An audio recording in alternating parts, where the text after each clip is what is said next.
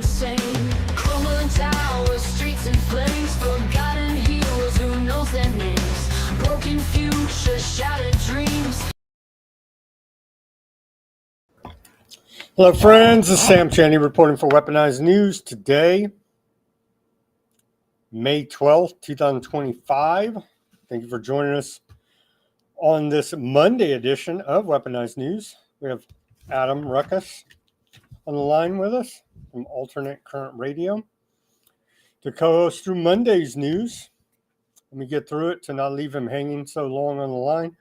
Rumble is having a lot of issues, and I think we're live up on there. Let me go check, or let me check right here on my feed.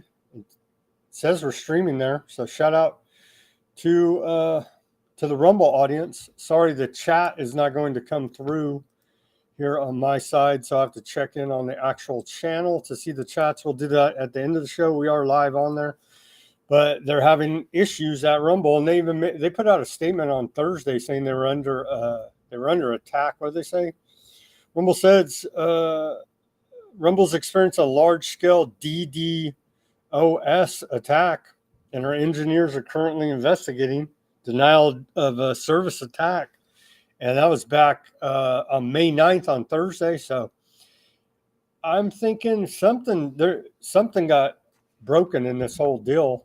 Anyway, thank you for joining us on Rumble as I scrambled to get it up and going. Thank you for joining us on X, YouTube, and Odysee, and Bitchute, and the rest. All right, what do we got today? We got this whole fake story about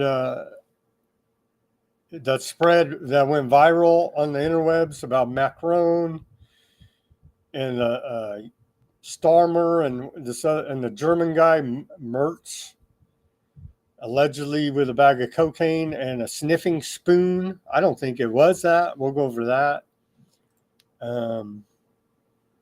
Maybe it was. I don't deny they're on drugs and out of their mind, but I don't think this incident was that. What else do we got? Open racism for white people here in America. No, seriously, we'll go over this. Trump grants refugee status to South African white farmers. They have to always put that in the headline. You know, they're white. They're not black. They're white, and whitey's bad. We know that. So we need to shame these white Afrikaners for just simply being white to start off with. And then, of course, this big Trump was hyping it up over the weekend. I got a big surprise or something like this. I forget the exact post, but it was like hyping it. Whoop-de-freaking-do. Executive order on implementing most favored nation prescription drug pricing. How about this? Don't do drugs, kids. How about this idea? That's what they should be pushing. To get off of all pharmaceuticals. Definitely don't be doing the hard street drugs. And get off of all pharmaceutical drugs. How about that idea? Make America healthy again. You don't hear it out of them. You know why? Because they're full of shit. That's why. Excuse my friend. This stuff pisses me off, man.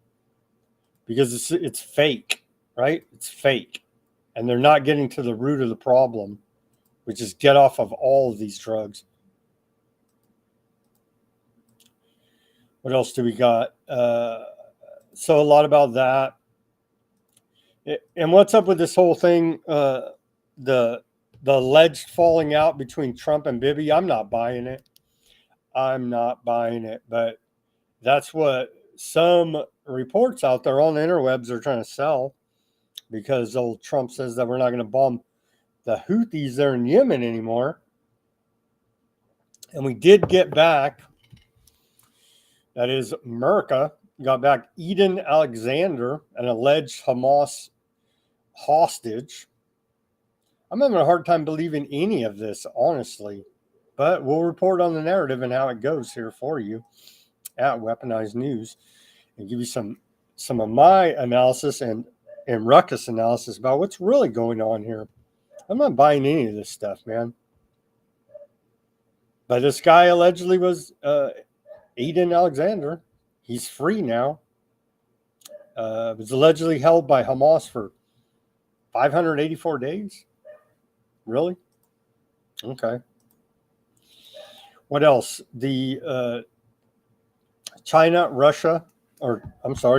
America here now. Trade talks, I guess, have gone well. Trump says it's a total reset in our trade relations with China. We'll get China's reaction as the negotiations continue. The stock market liked it. It was up like over 1,000 points today. So all of that has gone on over the weekend.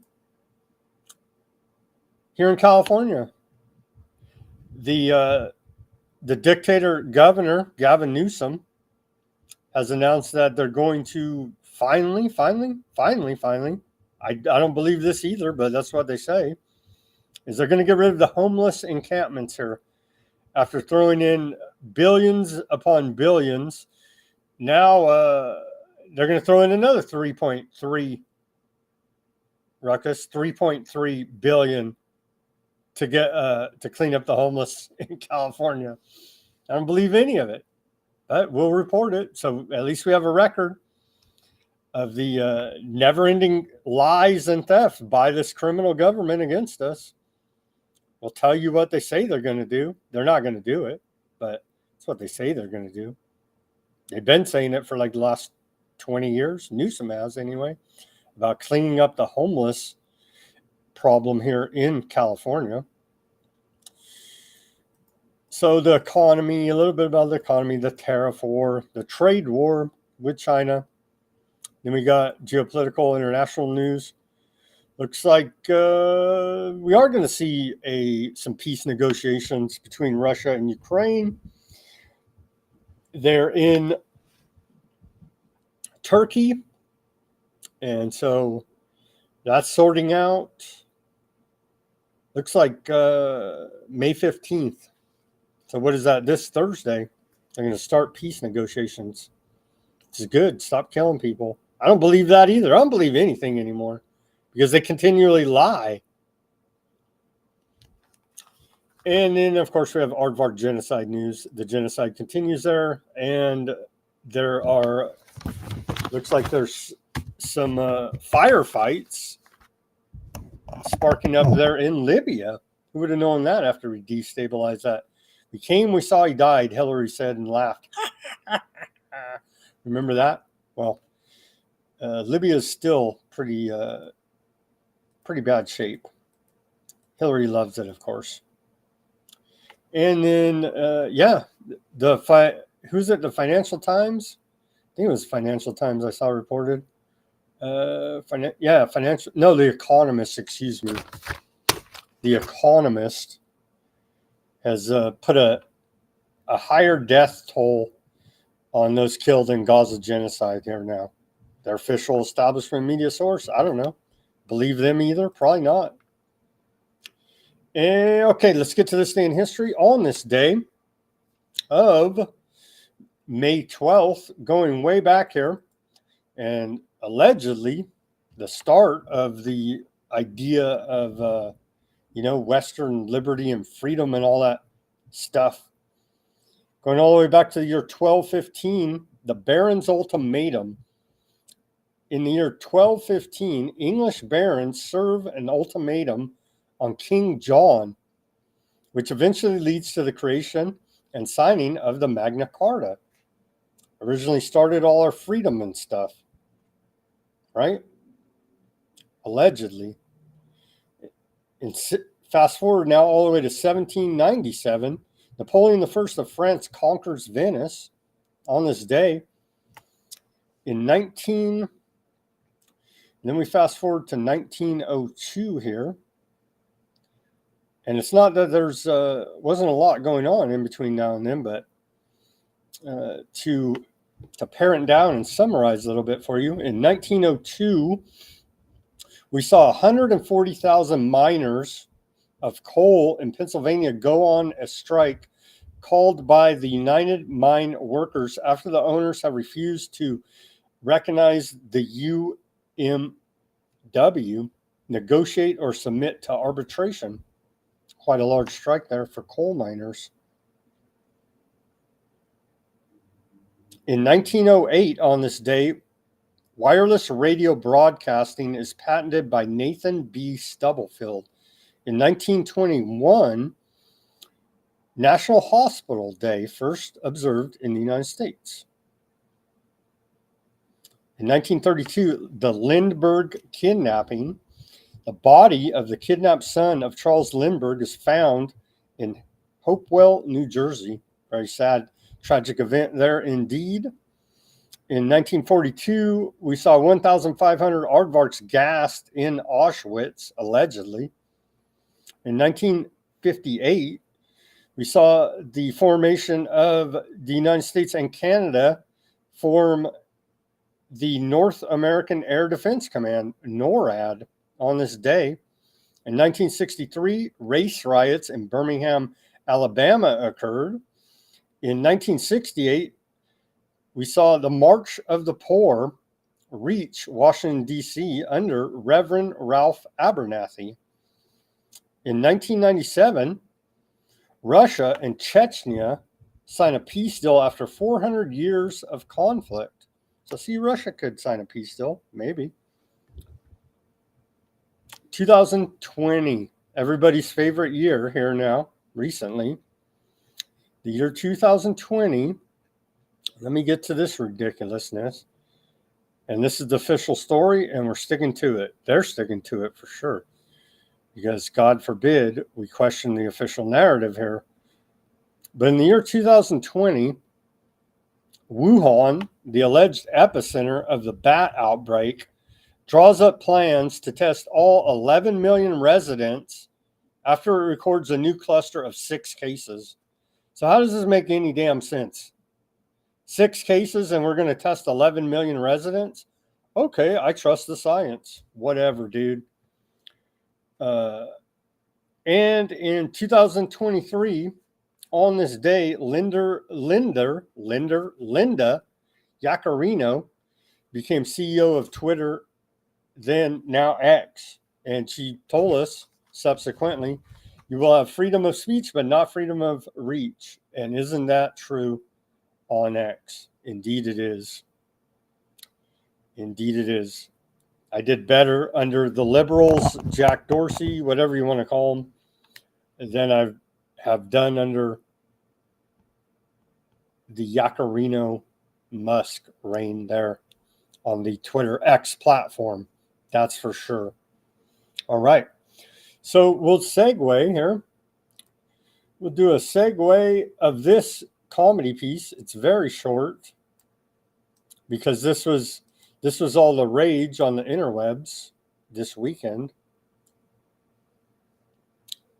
And turns out to be kind of funny.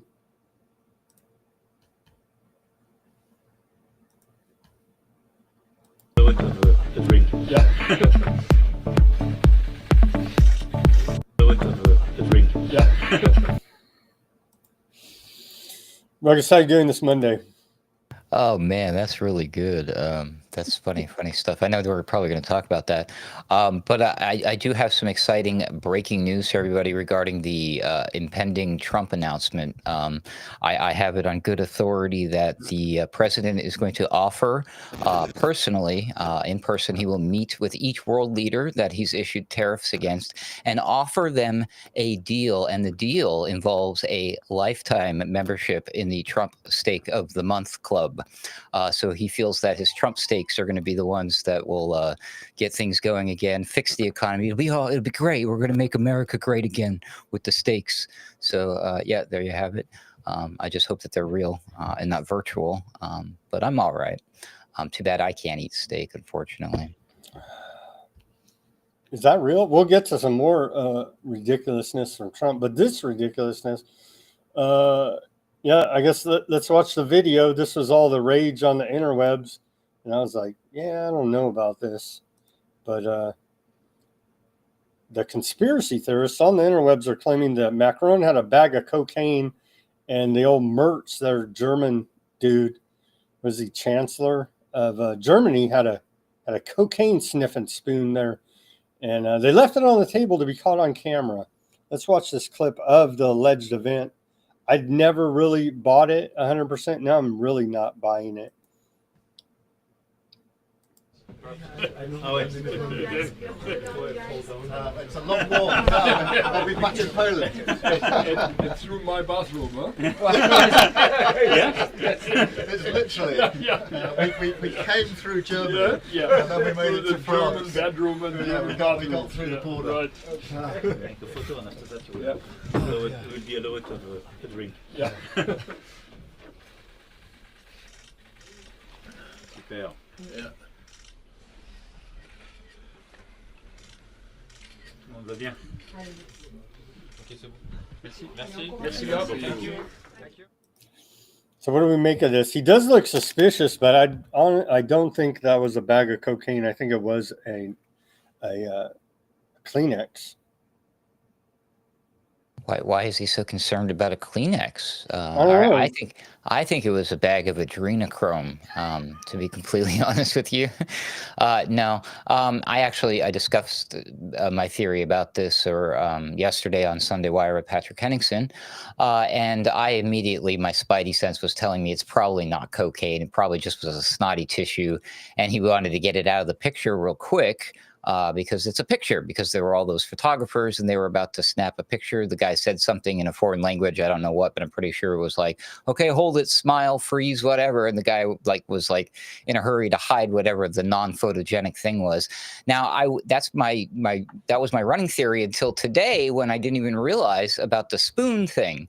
I don't know what that is. Okay. And I don't do drugs or anything, but all the movies I've seen, I don't remember spoons being involved. But whatever that thing is, it's like a little scoop. They have like a long pinky nail, and you like scoop it and sniff it. It's like you scoop I guess it. Sam knows more about it than I do, but don't do drugs, kids. But yeah, don't do drugs, to be honest, especially the pharmaceutical ones. But yeah, I think it was a stir stick. It was a stir stick for whatever tea, coffee, friggin' lemon in your water. I don't know. Now we're getting somewhere, and clearly, considering who was in the room and how much power they wield, that's the hidden secret. Is it has nothing to do with what they may or may not have been snorting or smoking. What were those fools drinking? So there you go. That's true. What were they drinking? And I don't doubt they do whatever they do. You name the thing, and I'm sure they're doing it. But I don't think it was happening in this instance in front of all these cameras. I think they're smarter than that. Unless the camera people were doing it with them. There's always that possibility. Could be. It could. I wouldn't doubt that either. But now there's one other alarming loose end in this story. If indeed it was a tissue, which is what the mainstream media, including Grok, I asked Grok to identify what that is in the picture. He's, oh yeah, it's tissue with mucus on it. You can see the yellow and the green and all this whatever, right? If that's the case, I'm quite alarmed. That means Macron is a super spreader. Is this the next virus? Is it going to be the Macronavirus? That is true. We need to definitely crack down on him for his lack of care about public health. He should be arrested. Should be forcibly quarantined in a humanitarian camp for this type of behavior. That's probably why he was looking so suspicious. Like, damn, I'm the face of public health in France, and I'm putting my snot rags on the table. Oh man, one more time of this ridiculousness, making fun of the whole situation, and then we'll move on.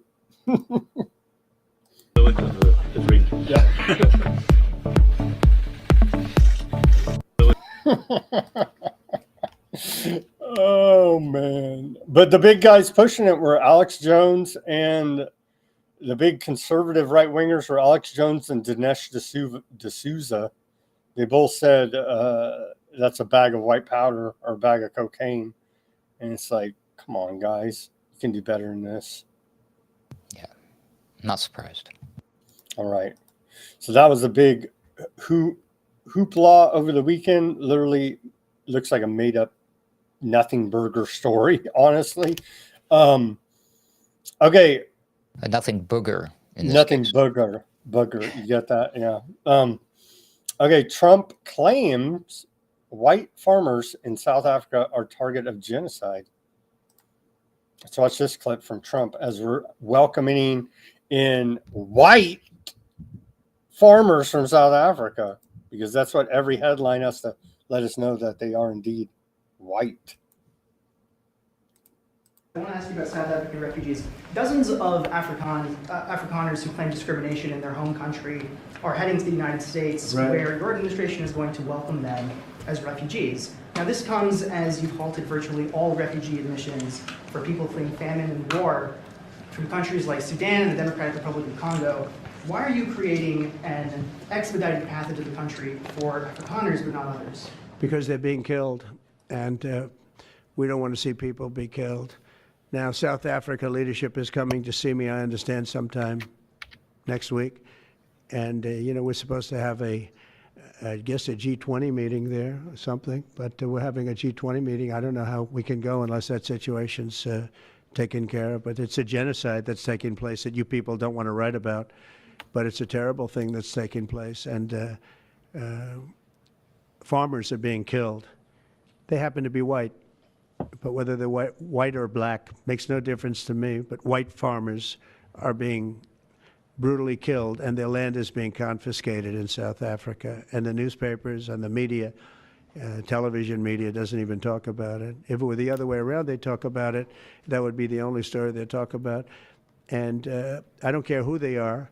I don't care about their race, their color. I don't care about their height, their weight. I don't care about anything. I just know that what's happening is terrible. I have people that live in South Africa. They say it's a terrible situation taking place. So we've essentially extended citizenship to those people to escape from that violence and come here.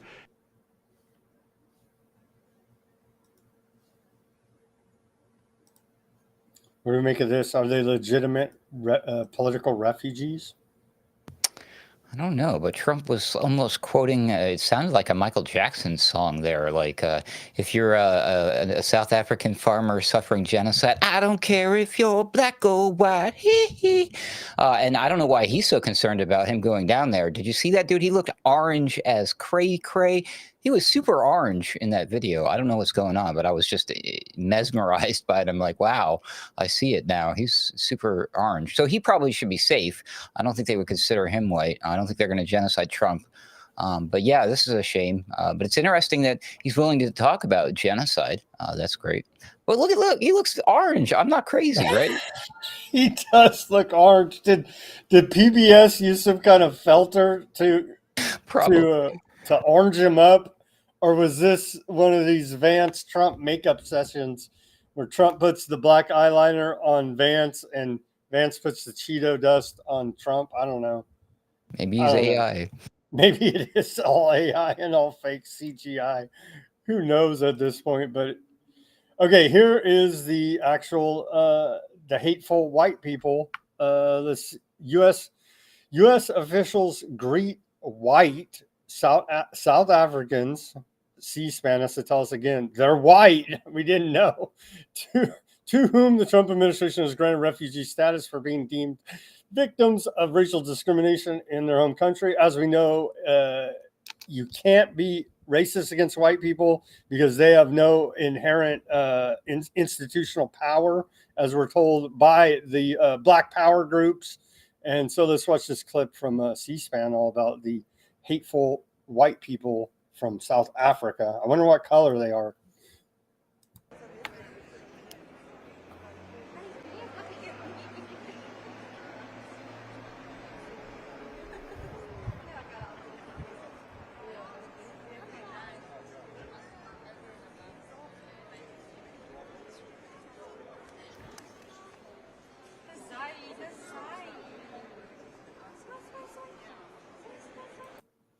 So there they are.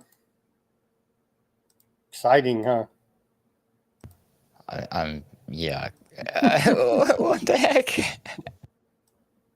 They all have little American flags made in China. So, I mean, that's pretty white of them, right? Go America. Go America. We got more white people. 49 more, man. Okay, the big news allegedly by Trump, he was hyping this like all yesterday on the interwebs on his Truth social media site. Today, Trump says, he signed an executive order to lower prescription drug prices and put American patients first. But no mention of how about you get off of these prescription drugs altogether?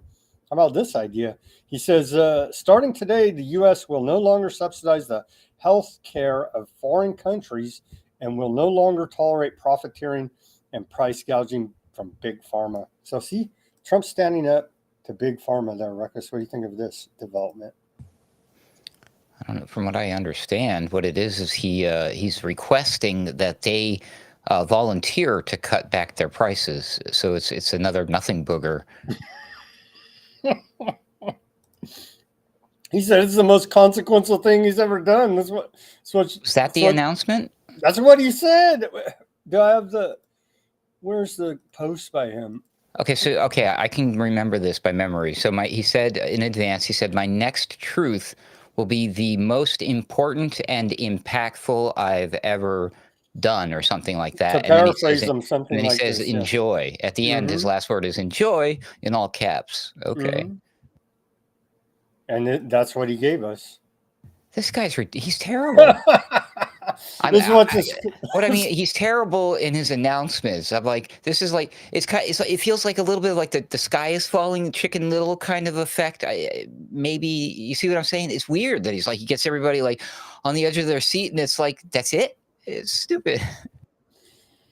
Let's watch this clip about it, where he talks about the fat drug. You definitely shouldn't be doing that. As we've gone over here at Weaponized News, all of these miracle weight loss drugs have many different bad side effects that we continue to report, and you shouldn't be doing them. But I guess America likes the easy way out of things. And I just paid for this damn fat drug I take. I said, it's not working.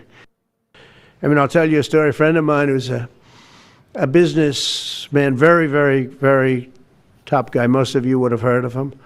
A highly neurotic, brilliant businessman, seriously overweight, and he takes the fat shot drug. And he called me up, and he said, President, he calls me, he used to call me Donald, now he calls me President, so that's nice respect. He's a rough guy, smart guy, very successful, very rich. I wouldn't even know how we would know this, but because he's got comments. President, could I ask you a question? What?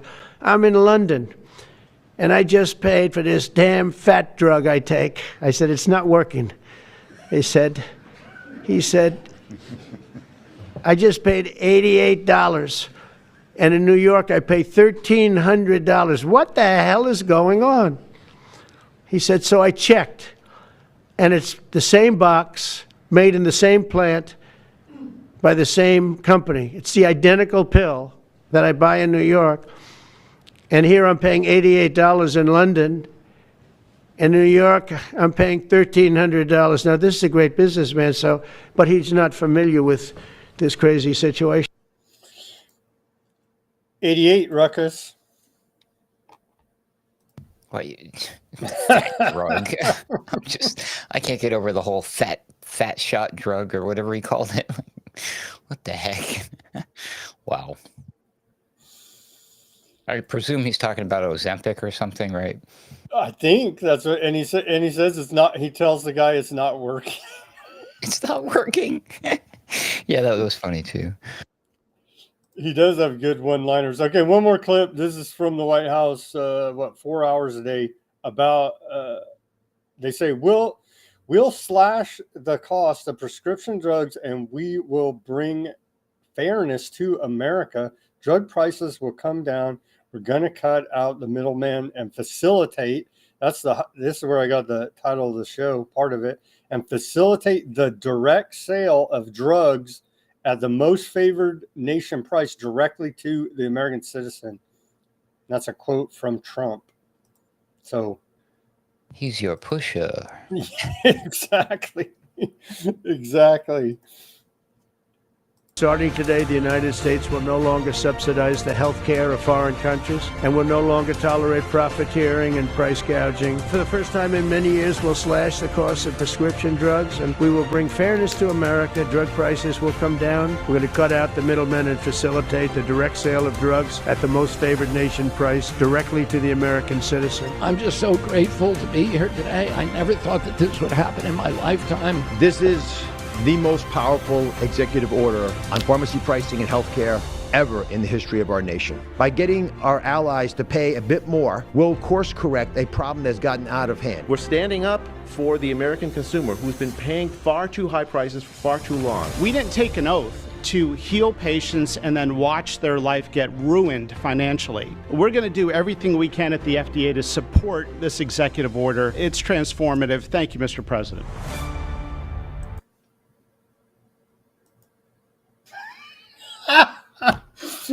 Oh my God, it's all so fake. Shouldn't they? You're not healing anybody with any of these drugs.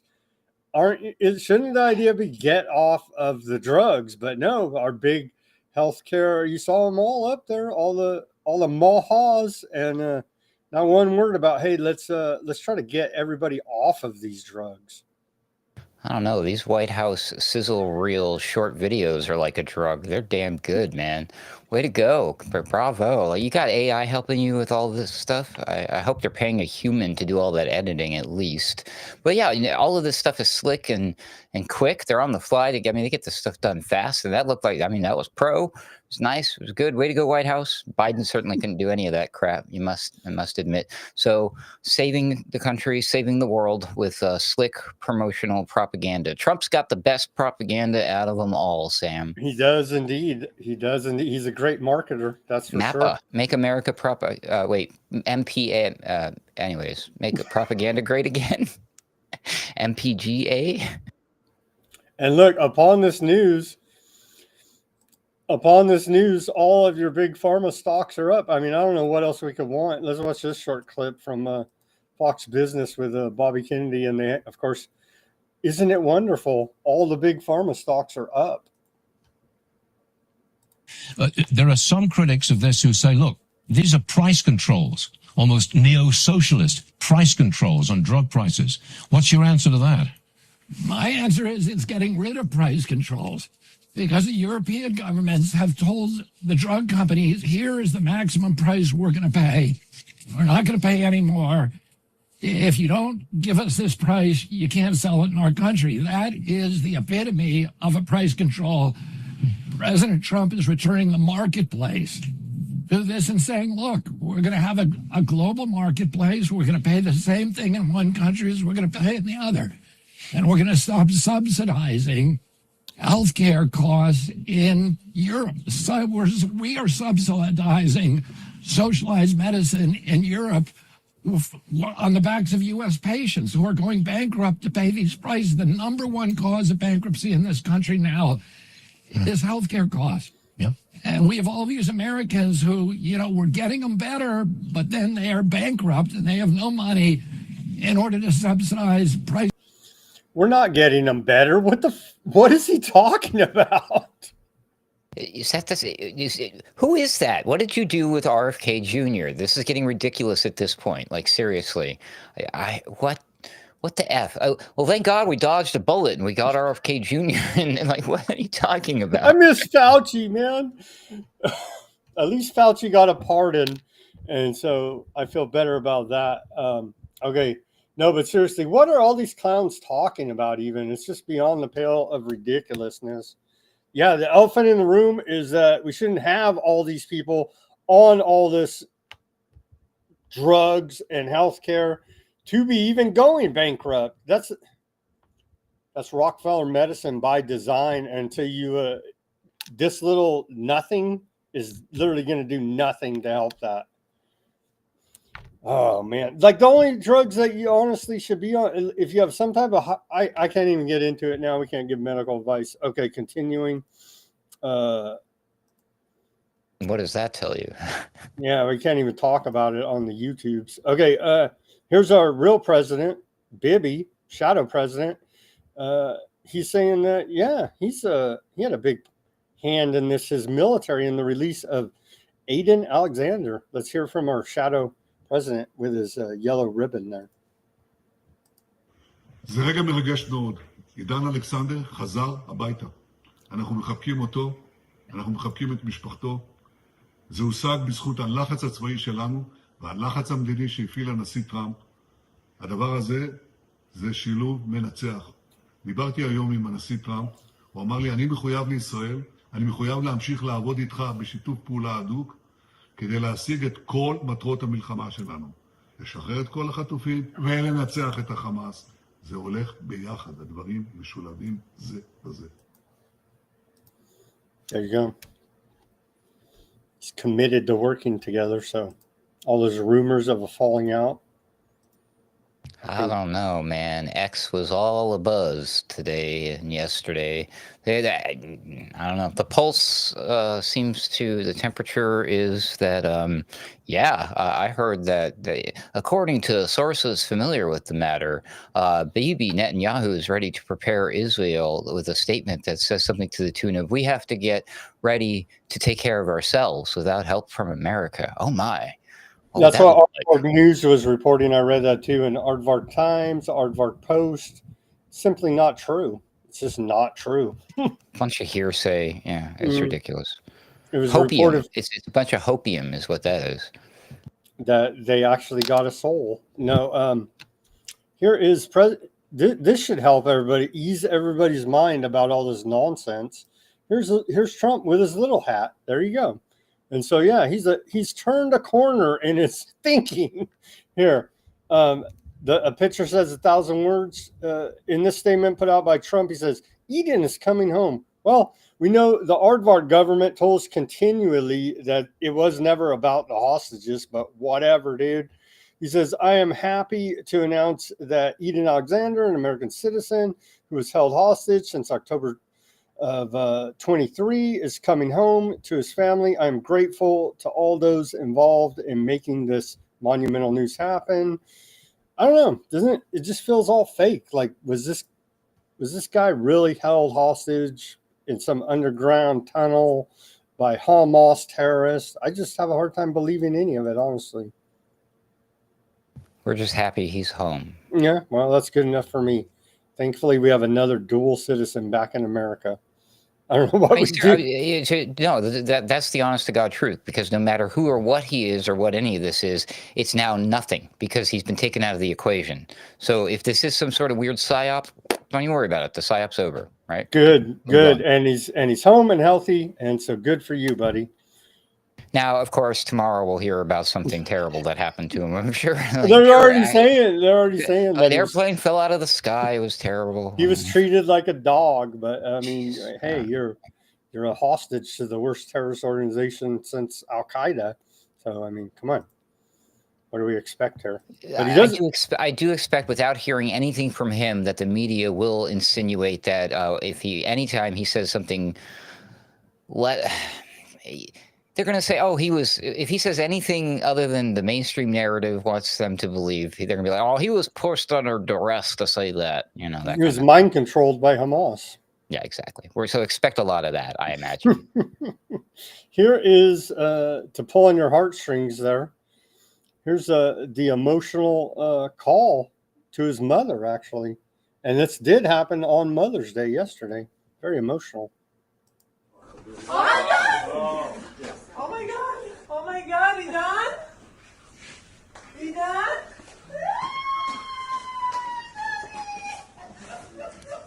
אתה בחוץ, נשמה שלי, אתה בחוץ? זהו, אני פה, אני מחכה לך. הכל טוב, אתה בסדר, אתה מוגן, אתה בבית. הכל טוב, תן בראש, אתה חזק, עוד מעט נפגשים. אוהבת אותך, נשמה שלי, אוהבת אותך, יאללה, אני רוצה לראות אותך, קדימה. They just released a photo of you. You look unbelievable. Wow. You look beautiful. I love you so much. אתה נראה מדהים. I love you, and I'm gonna see you, like, soon. Very soon. Oh. They're very good actors if it's fake. Well, we appreciate our dual citizens. Here's one more clip. of the mother and son reunited.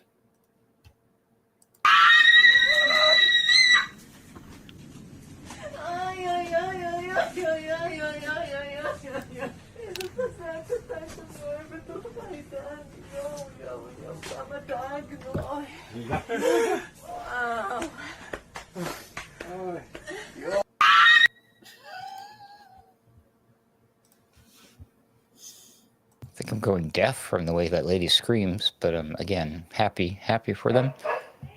All spontaneous and yeah, totally legitimate. What is going on the Rumble? Yeah, we're still going here. There is a chat going there. Sorry, you guys, again. But let's see. Power's out. Cell signal spotty. There's a few people. Denver. Shout out to Denver on the Rumble. Bob, Cobra, Chloe. All right. Continuing here. Trump fires copyright office director after report raises questions about AI training. President Trump over the weekend fired Sarah Perlmutter, who leads the U.S. Copyright Office. The firing was reported by CBS News and Politico and seemingly confirmed by a statement from Representative Joe Morrell, top Democrat on the Committee on House Administration. Donald Trump's termination of Register of Trademark of Copyrights is a brazen, unprecedented power grab with no legal basis, Morrell said. It is surely no coincidence he acted less than a day after she refused to rubber stamp Elon Musk's efforts to mine troves of copyrighted works to train AI models. And so I find myself in a conundrum here because I don't believe any of these people. If it's true, then I think they did the right thing. But they lie. The Democrats lie just as much as Trump and the Republicans and Musk. So it's like you're dealing with just a pack of liars on every side. So it's hard to know what is true out of any of this, if any of it is even true. I believe she was really fired, but was that the real reason why? It's hard to really know. That's, yep. Plus, the whole story could have been fake, written by AI. Seriously, question everything. It could have been at this point. They go on. This is an article of TechCrunch, by the way. Let's see.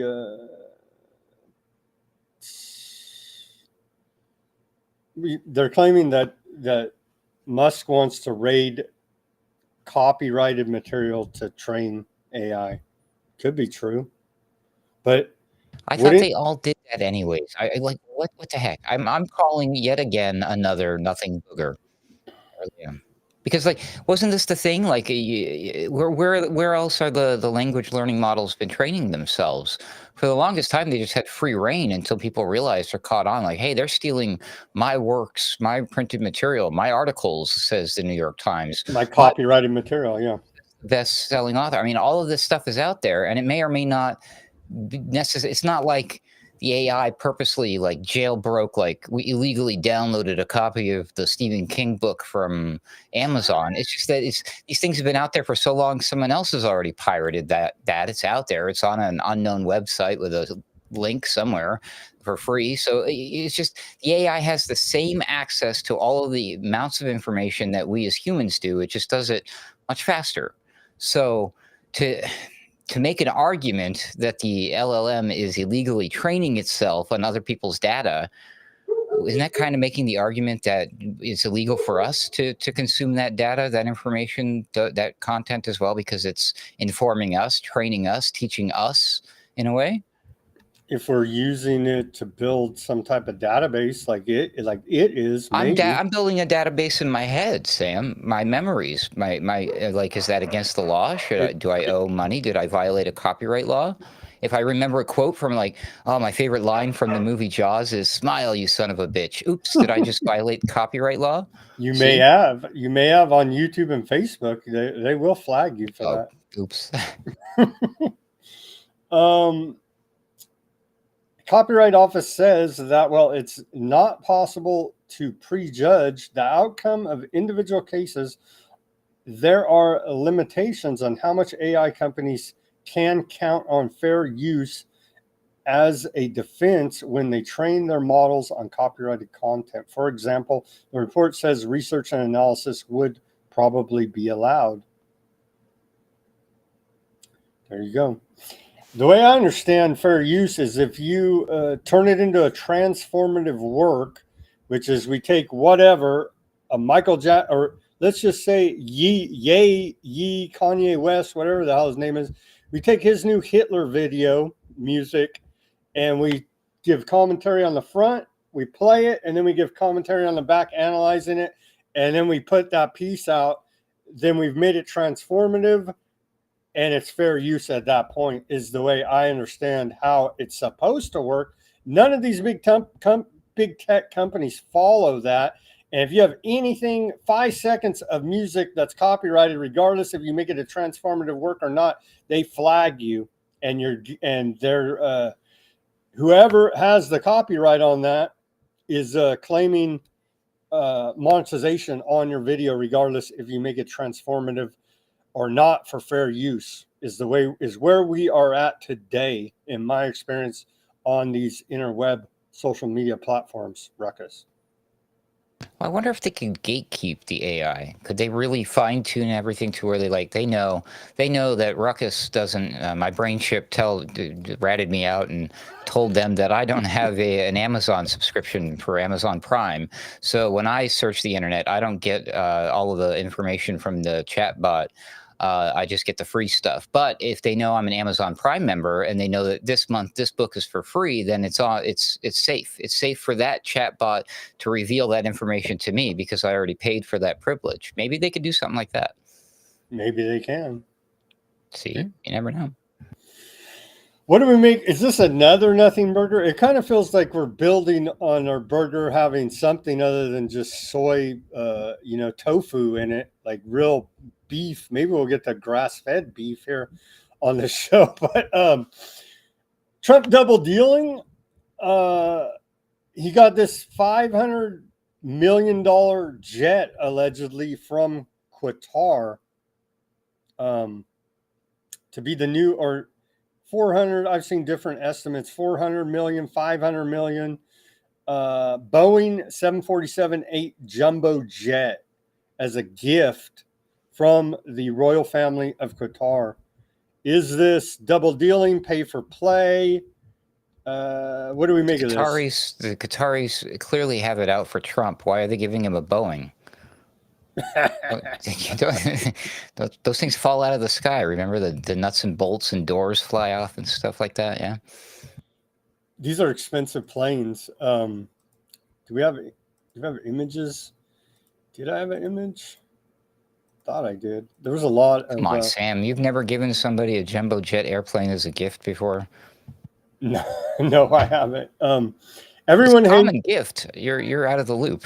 Well, if you're a billionaire psychopath, it is. Everyone hates Qatar's reported luxury plane gift to Trump, even MAGA faithful. Who is that telling us?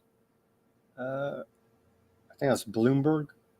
Anyway, 747-8 jumbo jet to be used as Air Force One during Trump's second term, before being donated to Trump's presidential library. He's not keeping it.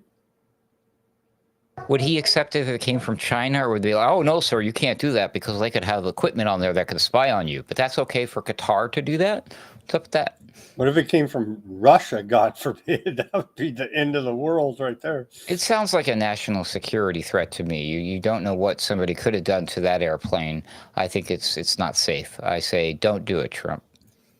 Now I guess everybody's saying 4 million. Or 400 million. I was seeing 500 million on earlier reports, but I guess the number's 400 million now.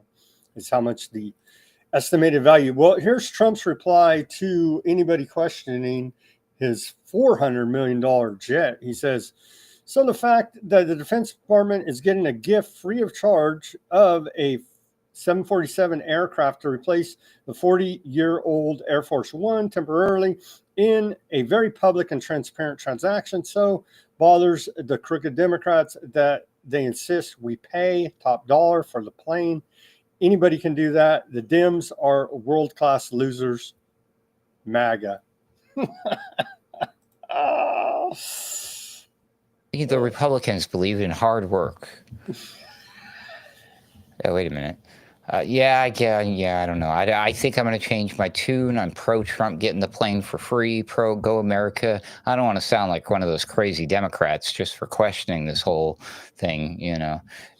Trump makes a point. It is transparent, but we've all seen the gangster movies, right? I mean, it's a gift now until it's not. Down the road, they're like, hey, you remember where you asked you we may need to call you in a favor? You know what I'm saying? You know, we did buy you that jumbo jet. Come on. You know, you wouldn't want to hurt my feelings, would you?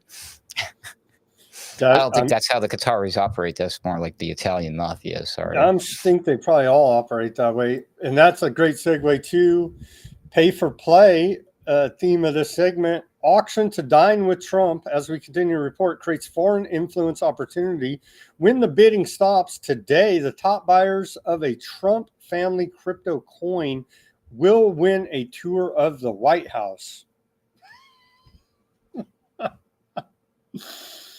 Well, I think Qatar royal family can probably go visit the White House anytime they want as well. But the $ Trump cryptocurrency meme coin is, as we continue to report, going to allow the top owners to go ahead and have dinner with Trump at the White House. Yep. I don't remember which program. It was probably the Boiler Room last week that I brought up the fact that this is a great opportunity for us little guys to actually have access to the president in order to reach out to him and influence him, not do anything bad to him, of course. That would be crazy. Why would somebody like, you got to take that into mind too. There might be some crazy people who think that they could spend a buttload of money, buy a bunch of Trump coin just to get close to the president. But I mean, close to him in order to like pick his brain, you know, not up off the floor, of course, but I mean, in order to ask him important questions and maybe change his mind about certain important things. See, the idea is that American politics is failing the citizenry, the people, the voters, because we don't have the same level of access as the billionaire elite class, correct? So this could very well be, if it's all above board, an opportunity. I'm not shilling the cryptocurrency Trump either, but I'm just saying this seems interesting. We'll just leave it at that. Have a dinner with President Trump, the most exclusive invitation in the world, only for the top 220 $Trump. That's his call sign for the meme coin holders. And it expired today, sadly, for an unforgettable gala dinner with the president on May 22nd, 2025. Black tie optional. Hey, maybe this is a way.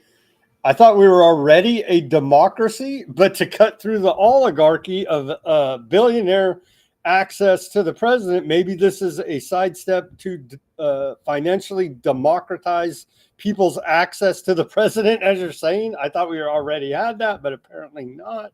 And this is another attempt by Trump to give the people access rather than just a pump and dump scheme, which I do believe is actually what's going on here. Maybe you always wanted to be a hobbyist lobbyist. You could be, and try your hand at it. Be like, well, you know, I got this cousin, Vinny, who's from Qatar, of course, who owns this business, and they're growing. And it'd be really great if Vinny, my cousin from Qatar, could score a nice little contract with the government. I think I'm going to buy me some Trump coin and rub elbows with the president and, you know, give him my business card, you know, and show him what we're up to. He might be interested in investing. You're on point today, Ruckus, because that's a great segue to the next story. Trump family versus New York Slimes. Trump family Bitcoin company announces plan to go public. And so this is like a month after they launched their cryptocurrency fund.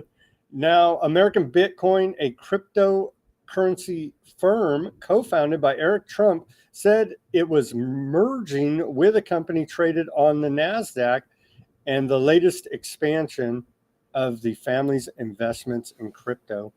Make Bitcoin great again. So there you go. Nice. I like that hat. Of all the MAGA hats, I think I actually like that one. Make Bitcoin great again. But good luck with that, by the way.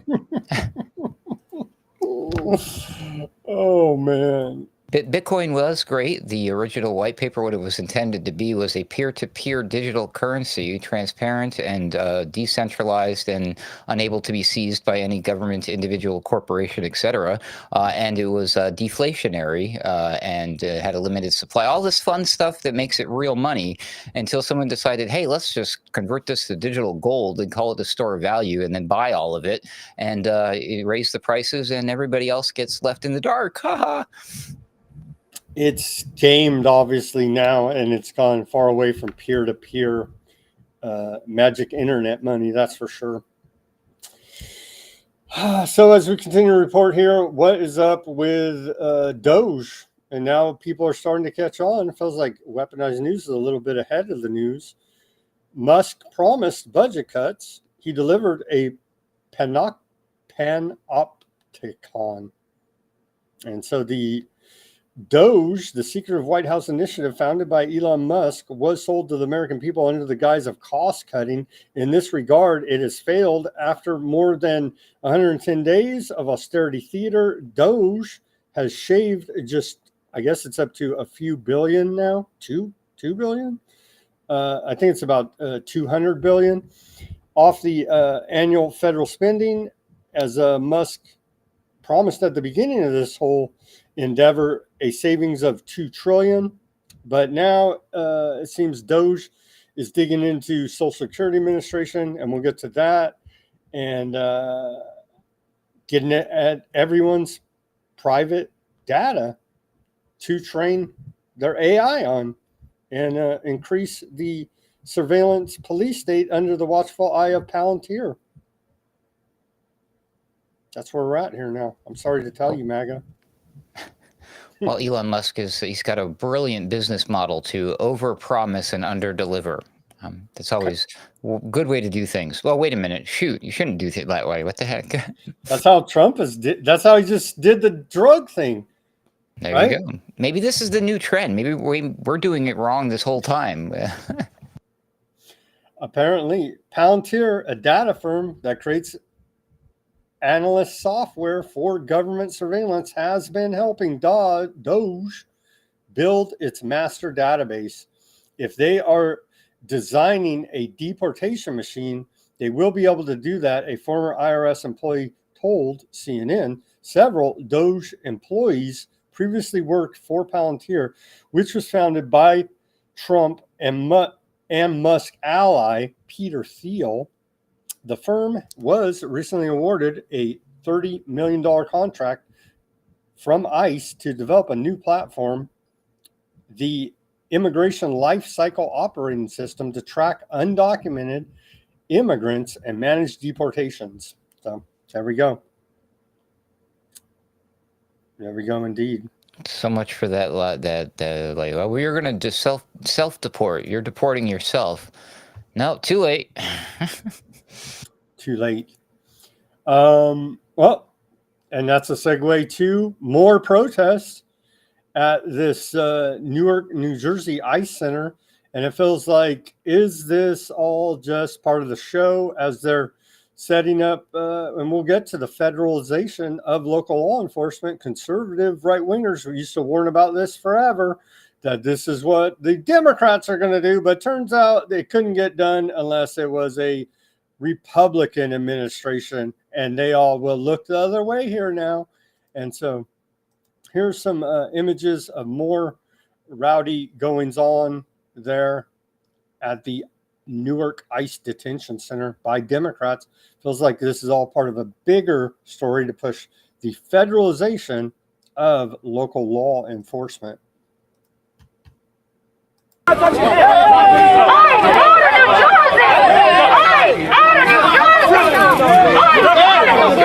not away, not away, not away.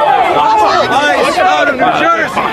ICE out of New Jersey. Hey! Sorry. What are you doing?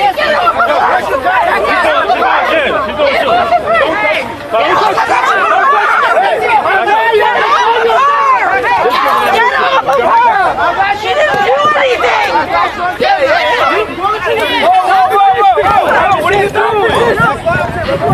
Stay over here. Back up! Get off the car! Daughter, get off the car! Get off the car!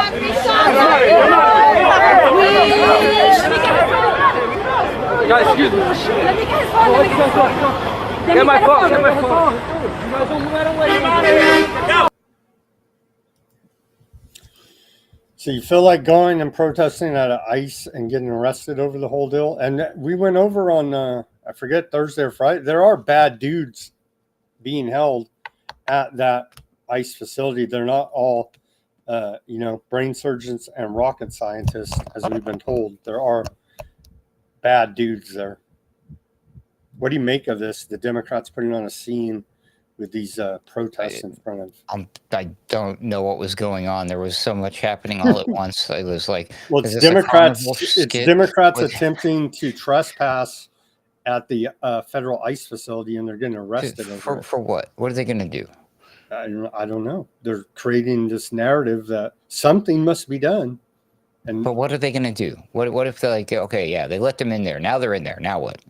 They're inspecting the conditions, I guess, because they're not being treated humanely, is the claim. Oh, well, then in that case, we should clearly arrest them because we can't allow that. Yeah, I don't know. I think it's all for show. It's political theater. It's to trigger somebody, I guess. I don't know what you would call it. Rage bait, right? Rage bait? Yeah. Rage bait. Here's Democrats now form body wall to block New Jersey ICE facility after Mayor Ras Baraka was arrested. That's the mayor of Newark, New Jersey. Let's watch their wall here. This one's you can make it out a little bit better than a riot video. But here's their human wall.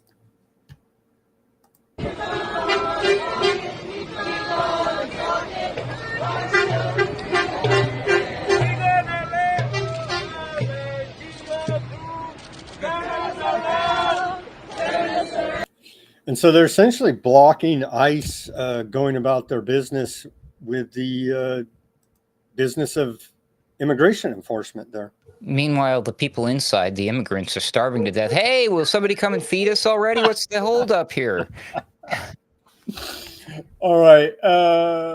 So all of that is leading me to federal judge won't block Trump's plan to use IRS data to track down undocumented migrants. CNN tells us a federal judge won't block a controversial Trump administration initiative to share highly sensitive taxpayer information with federal immigration authorities in hopes of tracking down undocumented immigrants and quickly deporting them out of the country. How does my tax I have nothing to do with anybody illegal whatsoever? How does my tax data, social security number get caught up in this BS? I'm sure everyone's does. That has nothing to do with this whatsoever. But District Court Judge Frederick today rejected arguments from several immigration rights groups that claimed the data sharing agreement between the IRS and ICE violated taxpayer confidentiality laws. Confused. It is confusing.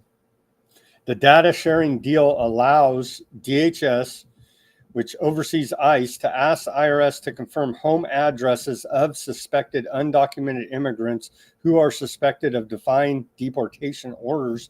The deal was pushed through in early April over the objections of several top career IRS officials who refused to sign it because of legal concerns. So illegal undocumented citizens go ahead and file taxes? Yeah, they do. Of course they do. Why not? Yeah. And they get big refunds in a lot of cases as well because they claim like 13 dependents and so on and so. They know how to play the system. And there's NGOs and nonprofits set up specifically to guide them through playing the system, i.e., grifting off of our tax money. Wild, man. Yeah. It is. But there's a giant underground, which is not even underground, it's all public, of grift going on for this exact reason. And it looks like it's being cracked down. But again, I'm sure innocent citizens and others of legitimate legal status in this country are going to get swept up in this dragnet, no doubt, as we've seen, if they can ever get the dragnet actually off the ground and going. And there's always nefarious two-sided double-edged sword reasoning behind all of this as well. On its face, it looks good. We're finally cracking down on illegal immigration, but it's, make no mistake, it's going to be used against us, law-abiding American citizens as well. I mean, it's only happened a few times in history. So, yeah, probably. Let's wrap up this segment with the federalization of local law enforcement. Here's the announcement by the Department of Homeland Security, where they say ICE is deputizing local law enforcement to carry out President Trump's mission on illegal immigration. And I remember right-wingers, Republicans, would jump up and down all the time under the Barry Soetoro, Barack Obama administration, under Biden, and so on, even under George Bush, that the feds are going to federalize local law enforcement for the big roundup of American citizens and to put you into FEMA camps and all of this. But turns out, mum's the word when the Trump administration federalizes local law enforcement to carry out immigration enforcement. Let's watch this clip. Very disappointed in my right-wing conspiracy theorists out there. Hello, everyone. I'm Madison Sheehan, the Deputy Director of ICE. It was another great week here at DHS, so let's get into it. In Springfield, Illinois, Secretary Noem called on Governor Pritzker to put an end to his disastrous sanctuary city policies. Alongside angel families, she brought the attention to the rapists, murderers, and criminals who have unleashed violence on American citizens, ruined their lives, and have yet to face any consequences. Secretary Noem stands firm with the countless innocent Americans who have fallen victims to alien crime. DHS will bring these perpetrators to justice and will not allow any criminal aliens to roam free in this country. In the state of Florida, Governor DeSantis and I spoke at a press conference about Operation Tidal Wave. Under a 287G agreement, under the authorities of DHS and ICE, we have deputized state and local law enforcement to cooperate in performing arrest, transportation, and the detention of these heinous criminals that are roaming free in our communities. The media continues time and time again to ignore the victims of alien crime. But rest assured, ICE and Secretary Noem will not stop until we continue to use 287G as a force multiplier in order to complete the president's mission of keeping America safe. Also this week, Real ID went into effect starting on May 7th, and it'll be enforced to stop terrorists and keep Americans safe in our own country. 81% of Americans are already Real ID compliant. And finally, a historic announcement came from CBP. Through the new CBP Home app, it is now offering illegal aliens to travel with assistance and a stipend back to their home country through a self-deport mechanism. There remains no reasonable excuse for aliens to stay in our country. By using the CBP Home app, illegal aliens now have a safe way to depart on day one and then potentially come back to pursue the American dream. This is what we've accomplished this week at DHS on our mission to keep America safe. They could have never got this through under Democrats. That's why they needed a Republican administration to get through the federalization of local law enforcement, the deputization, and also the Real ID. Could have never done it because all your right wingers would have been screaming from the rooftops, and now they love it and worship it. You see the game that's being played on us here, people. And they tell you right in your face. Did you notice that dude with the long hair who was talking? Oh wait, was that? I couldn't. Oh wait, that was a chick. Sorry. She was doing the triangle hand symbol thing. Remember the whole thing? That's a bit on the nose, isn't it? Yeah, I don't know. Neat. Neat. Oh man. All right, let's go to our live commercial break. Everybody go to weaponizednews.com. Get yourself some stickers here. We got the holograph sticker, the white background sticker, and we do have a clear background sticker. I don't have one with me. It's buried in my drawer, or my kid took it. Anyway, go to weaponizednews.com. We take donations. Thank you to all the subscribers out there. We do appreciate the monthly subscription. We're pumping out shows here Monday through Friday, 5 p.m. Pacific, 8 Eastern time, 5 days a week to bring you up to snuff on the news, giving you independent reporting and analysis. So get yourself some Weaponized News stickers and support the cause at weaponizednews.com. Give us a donation if you like. And let me play a short message from our sponsor, and then we'll be back here so Ruckus can give us his pitch. Running a small business feeling overwhelmed by numbers and paperwork? Abazaba Enterprises has your back.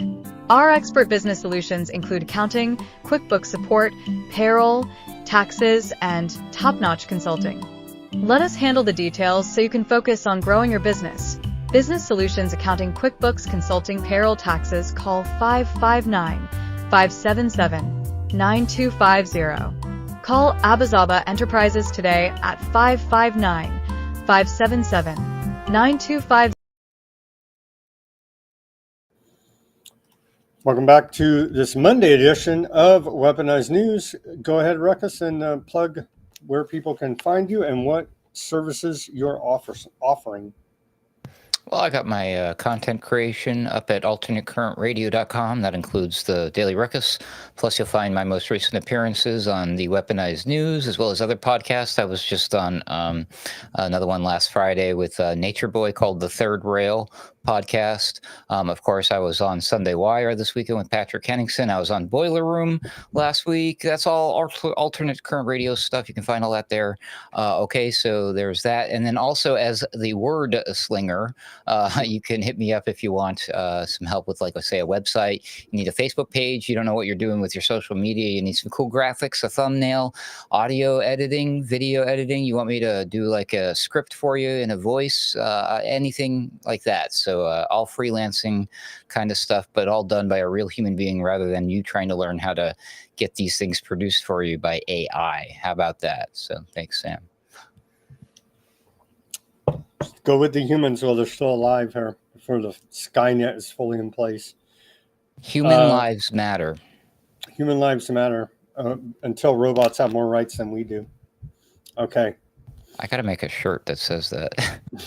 Your life matters until it doesn't. And the robots have more rights than us. Okay, so Gavin Newsom is a big he's a podcaster now. He's an info warrior. He's a bro. He's reformed from his tyrannical ways. And now he's actually doing something to clean up the homeless encampments, which are public health nightmares here in California, as simultaneously the public health department hands out syringes and crack pipes at the park. But besides that, very bad sanitary conditions, no running water, no running toilet, so on and so on. It's basically camping in a cesspool of your own filth, and drug abuse is what homelessness amounts to, the large majority of it here in California. But Gavin Newsom today has become a hardcore right-winger, work for what you get, this type of mentality. Trump's wearing off on Gavin Newscum, it appears. Gavin Newsom released a state model for cities and counties to immediately address encampments with urgency and dignity. What you need to know, this is a press release from the governor's office. Let me put this on the screen. What you need to know.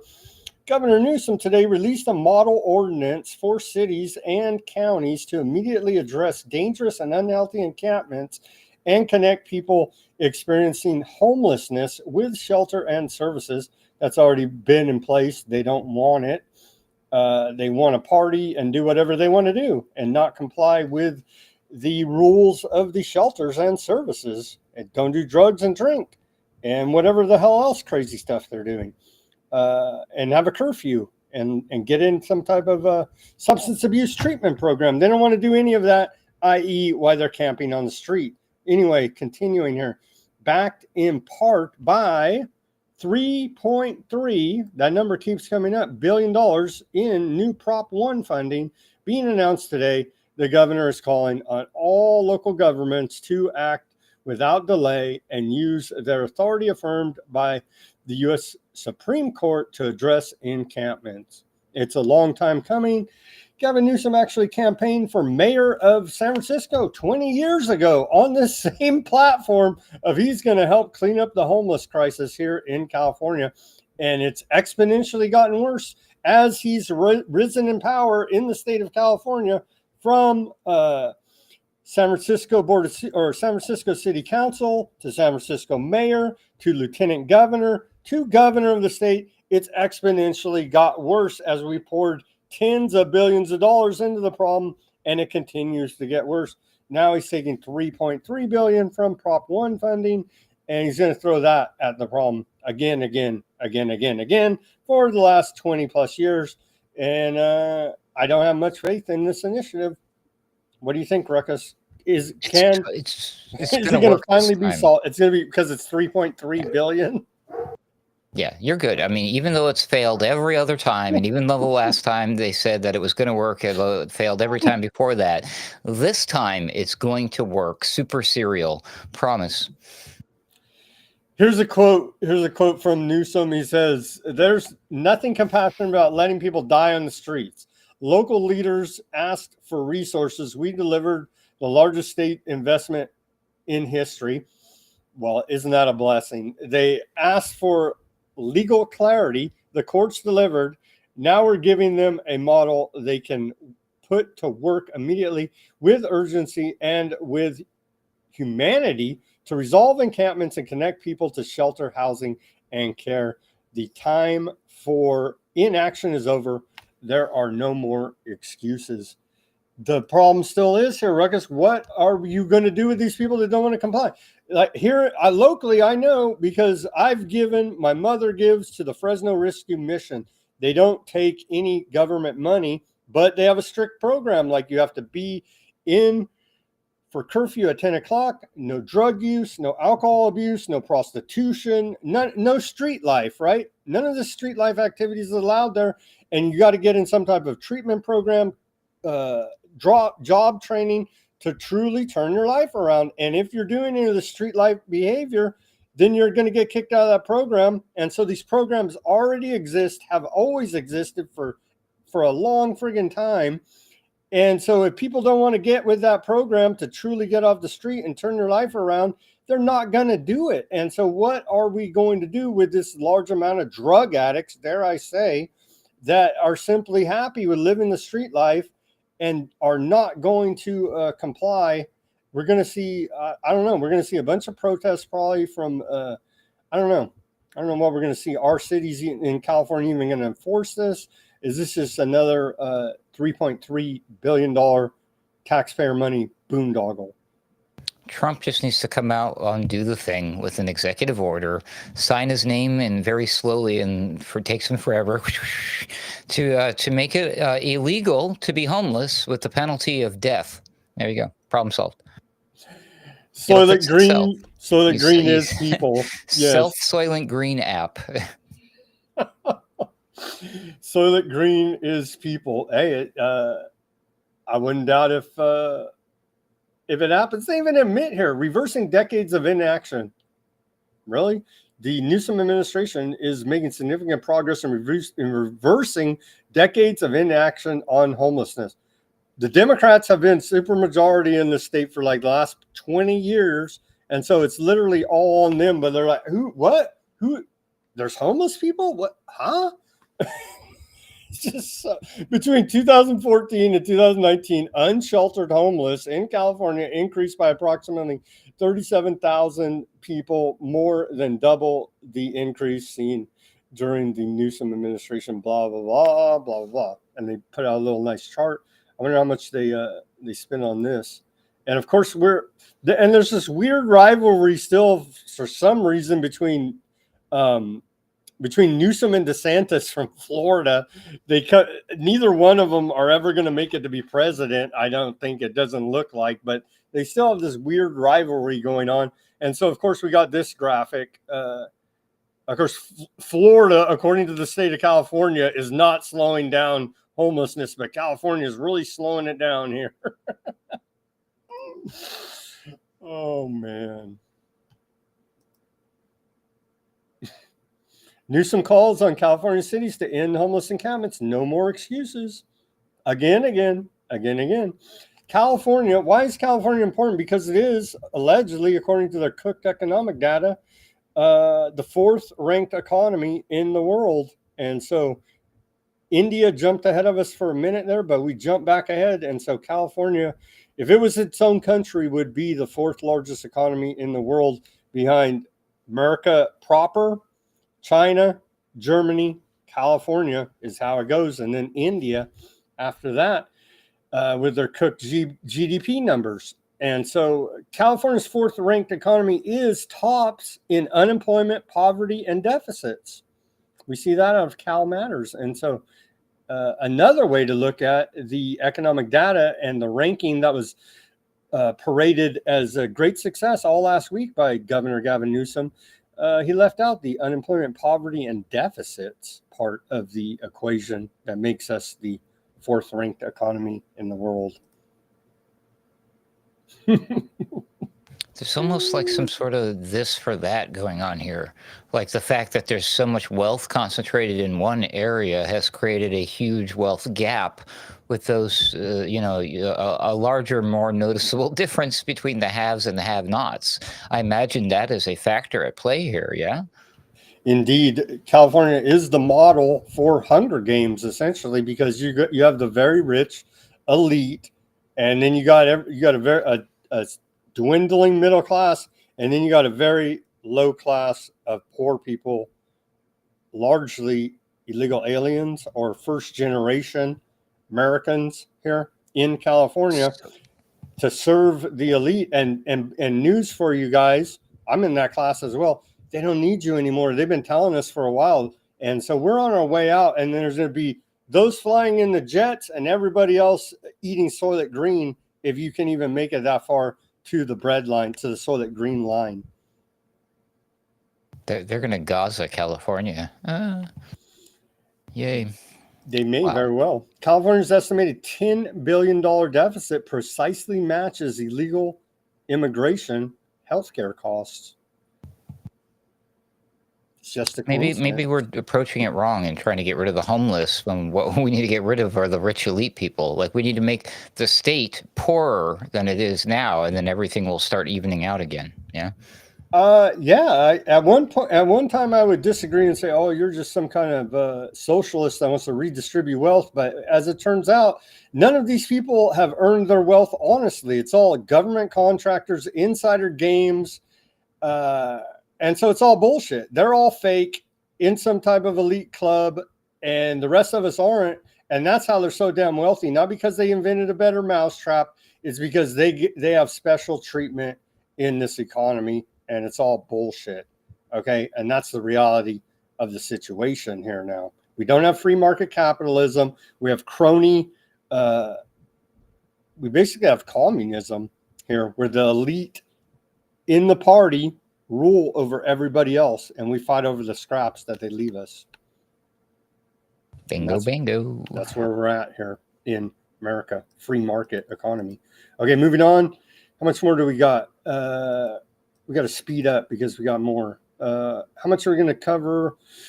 The tariff war. Okay, it was also announced over the weekend. It's amazing how they chose to do all this over the weekend, but I guess we do have a pause on the tariffs between the largest trading partner, China, here now, and America. A 90-day pause. So let's see. Yesterday, let's hear it from Trump on the trade talks between America Secretary of Treasury Bassett and the top Chinese negotiators. Let's hear from Trump about the developing trade war between China, which I guess is in a ceasefire now. In addition, yesterday we achieved a total reset with China after productive talks in Geneva. Both sides now agreed to reduce the tariffs imposed after April 2nd to 10% for 90 days as negotiators continue on the larger structural issues. And I want to tell you that a couple of things. First of all, that doesn't include the tariffs that are already on, that are our tariffs, and it doesn't include tariffs on cars, steel, aluminum, things such as that, or tariffs that may be imposed on pharmaceuticals, because we want to bring the pharmaceutical businesses back to the United States, and they're already starting to come back now based on tariffs. Isn't that awesome? We're getting all our pharmaceutical drug cookers back. Isn't that awesome? It's going to make things so much easier for the next medical emergency, though, you must admit. Getting our ducks. We had trouble with the supply chain, so, you know, we got to get ready, got to be prepared. Tariff recipients topped $16 billion in April. Tariff receipts. So Trump's tariffs are doing, what did Elon Musk? It was around, we say, $150 to $200 billion saved due to DOGE cuts. So that's just April, though. So $16 billion in government monies there that we see nothing. By the way, American citizens see nothing. Allegedly, there's this House GOP unleashes sweeping tax legislation. So we're going to see they have a lot to sort out there. And it's a lot of nonsense in taxation altogether. But they're going to play. They'll never end it because there's too many games and too many deals to be made there for insiders.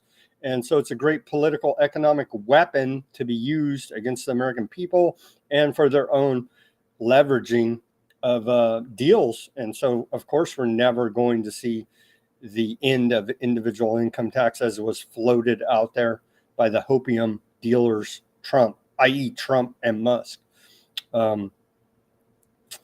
Taxes are getting out of hand. Now they want to tax you just for the privilege of sweeping. This is unprecedented. But yeah, as Trump said, total reset. Bassett sees tariff agreement as progress in strategic decoupling with China, as you mentioned there, Ruckus. So yeah, we can't have anything get in the way of the next tyranny they lay down upon us. And God forbid supply chain issues get in the way. They want to turn the damn screws on tyranny when they want to turn them here now. And I think Trump was sitting on this information. He kind of knew this was going to go down when he tweeted or posted or truthed or whatever, something else the other day about the fact it's an excellent time to buy stocks right now or something like that. Again, another signal to put all your money into the markets and make a killing, everybody, quick. Wow. Let's hear from Secretary of Treasury Bassett here. Never hear him talk about let's have a sound money system that's debt-free. You'll never hear these guys ever say that. We have reached an agreement on a 90-day pause and substantially moved down the tariff levels. Both sides on the reciprocal tariffs will move their tariffs down 115%.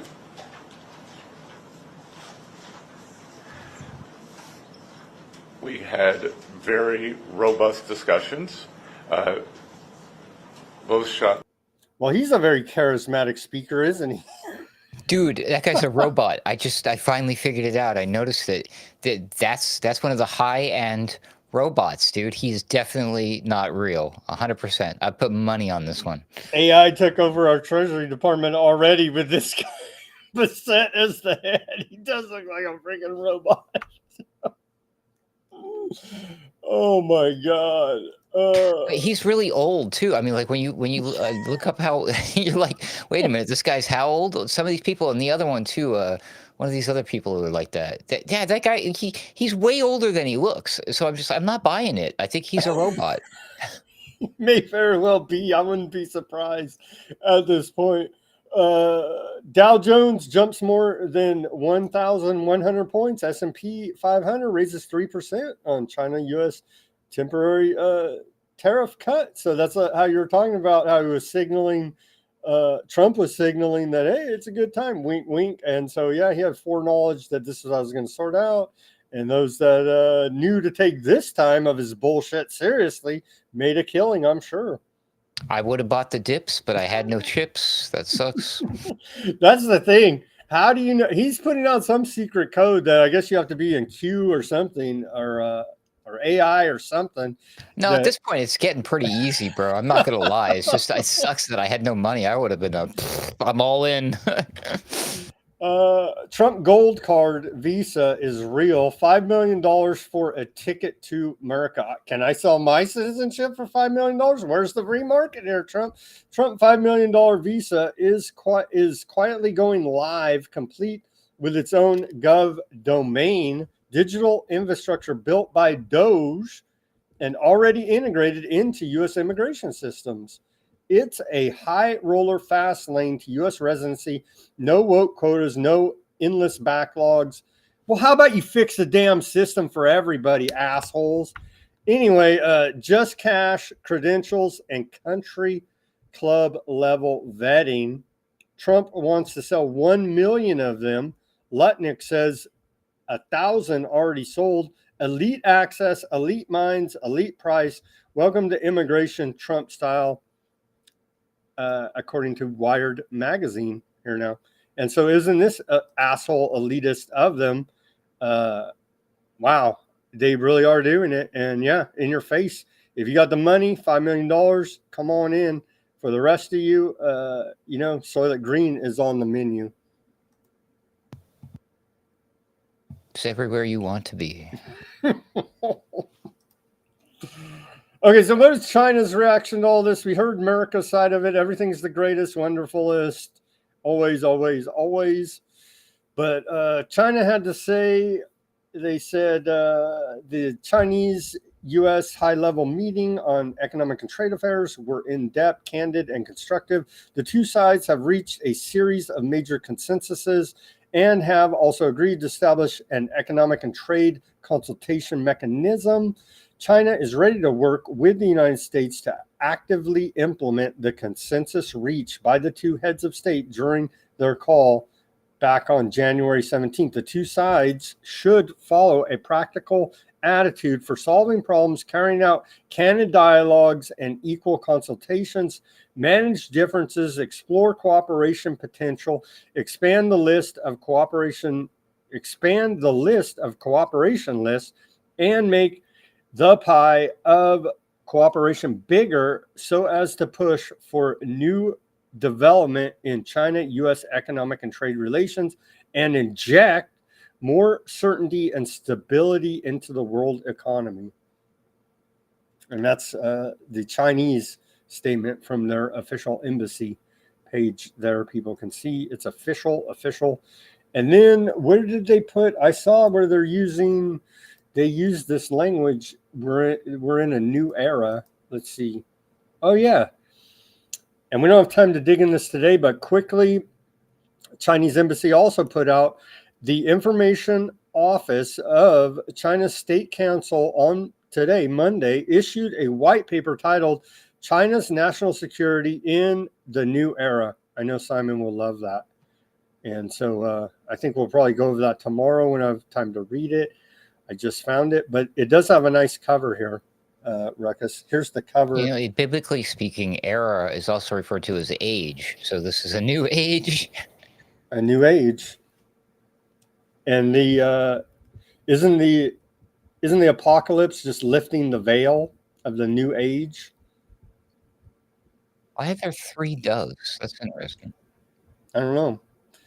We have to now learn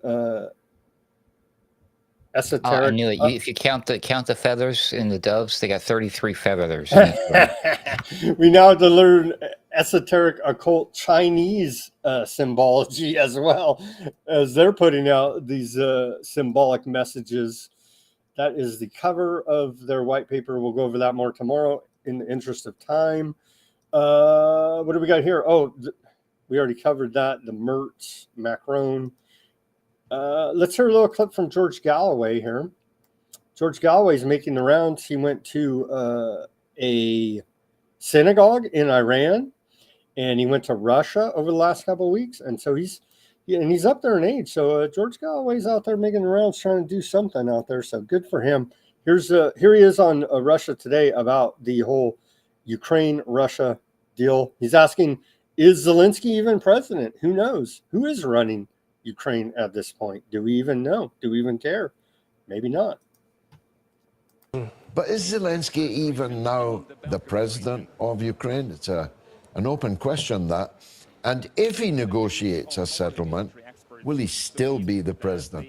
Because the far-right nationalists, one can say fascists, who have been so important to... Sorry, I think we had something else. Was that you or me? I think that was, I don't know. I heard that too. I was tripping out. That was weird feedback. I don't hear it now. Let's try it again and see if we can catch the last little bit of Galloway here. Last 11 years. They've openly said, you know, that they'll kill him if he signs away any territory that they consider to be theirs. So, as I say, many a slip between cup and lip, but let's hope so. As I think that was on that clip, actually, some background noise. And so Zelensky has said here now that he's going on Thursday to Turkey to negotiate directly with Putin on a peace deal there in the Russia-Ukraine war.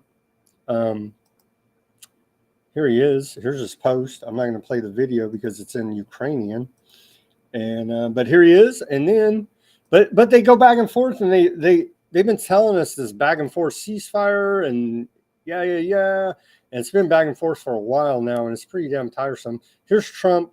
Trump says there's a possibility he will fly to Turkey to join in talks with Ukraine and Russia. Let's hear this short clip. It is taking place, and I think you may have a good result out of the Thursday meeting in Turkey between Russia and Ukraine. And I believe the two leaders were going to be there. I was thinking about flying over. I don't know where I'm going to be on Thursday. I've got so many meetings. But I was thinking about actually flying over there. There's a possibility of it, I guess, if I think things can happen. But we got to get it done. We got to save 5,000 lives a week. I don't know what I'm doing later this week. Who knows? I might hop on a plane and fly on over to Turkey, make some peace between Ukraine and Russia. It's what I do, for fun. He's a peace president, even though we have bombed Yemen and Somalia in his under his administration. Now, this time around, Zelensky signs law ratifying Ukraine's mineral agreement with the U.S. Sold, according to RT. Yeah, RT's rough on Ukraine. Okay. More. Do we even care about this guy? Erdogan calls with Putin and Zelensky for direct talks. We know that's going to happen, allegedly. They're in Turkey on Thursday, so we'll wait and see how that sorts out. This is a crazy, funny story. Ex-President Durante of Philippines, he's in jail right now in The Hague for alleged crimes against humanity linked to his war on drugs that left thousands dead. He won a mayor's race there in the Philippines from jail, almost like Trump, but he was actually in jail during the election and won. And so he can't actually govern from jail there at The Hague, but he will pass on the duties to his son. There's nothing nepotismly about that. But his son is going to go ahead and be vice mayor here now. And here's the election results. And so still very popular, apparently, in Philippines, even as he sits in jail in The Hague, winning that mayor election by a lot. You could see right here. And then, of course, his son winning vice mayor. And so he'll take up the governing duties there. So you're pretty popular if you can win an election from jail, right? Oh, you're pretty. You got the system pretty well rigged. I think he's just a popular, well-liked guy. Taiwan government scaremongering first of Xi's invading. Let's watch this propaganda video. Day 0 or 0 day. What it's going to look like when China finally invades Taiwan. Let's watch this 1 minute clip of Taiwanese propaganda now. 今天清晨，中国人民解放军一架运8反潜机越过南海，行经台湾东南海域，在雷达荧幕上突然消失。中国以搜救为名，封锁了台湾海域。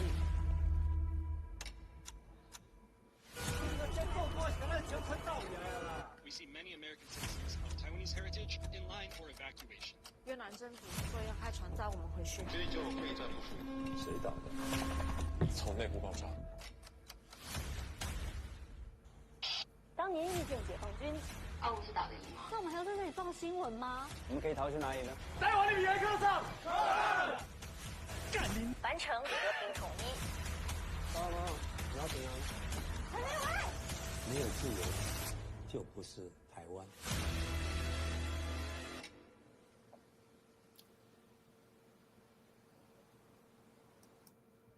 So it's like Taiwan Red Dawn type scenario they put out right there. Was that like a TV series promo or something? Like that looked like it was a movie or something. No, that's from the Taiwanese government warning about Chinese invasion. Yeah, but the way it was segmented together, it doesn't make sense unless it looked like a trailer for a movie or something. Very highly produced, for sure. Weird. No, it didn't make any sense. I don't know. It was like the Chinese or the Taiwanese Red Dawn at the end there, where they were all like guerrilla warfared out with a camouflage hiding in the bush. Pretty awesome, man. It wouldn't be awesome if China actually did invade them, but well, it's funny because I was thinking, about the trade deal with China. Like everything's fine and dandy until somebody in that room brings up the T word, and I don't mean Trump. I mean Taiwan, right? I thought you meant transgender. Oh no. Okay, so it's being reported here. Moving on, Libya has been destabilized ever since we killed Gaddafi over there. They're having big shootouts now, apparently in Tripoli, the capital. And this guy, what the heck's his name? I think we had. Photo shows. We're not even going to show the photo, but he's allegedly dead. The Stability Support Apparatus SSA militia leader Abdel Gandhi al-Kakali is killed. His killing has triggered huge clashes in Tripoli, ordering citizens to stay at home. And there's footage of shootings, gunfires, and the like going on there in Tripoli, Libya's capital, over the last day or so here now. So that's going on in Libya. And then Pakistan, India, I guess they're at a ceasefire now. I don't know. There's a bunch of conflicting reports that there was a large drone attack, and then there's other reports saying, no, that's false. And so there's, I guess, the fog of war. We know whenever these conflicts first kick off, there's so much disinformation propaganda that originally comes out. It is the fog of war, and it's hard to tell what's really going on here. And it's kind of scary because one side could take it seriously, especially when both sides have nukes. And who knows if cooler heads don't prevail, what could happen. But now it looks like maybe there is a ceasefire that's between the two sides here. I don't know.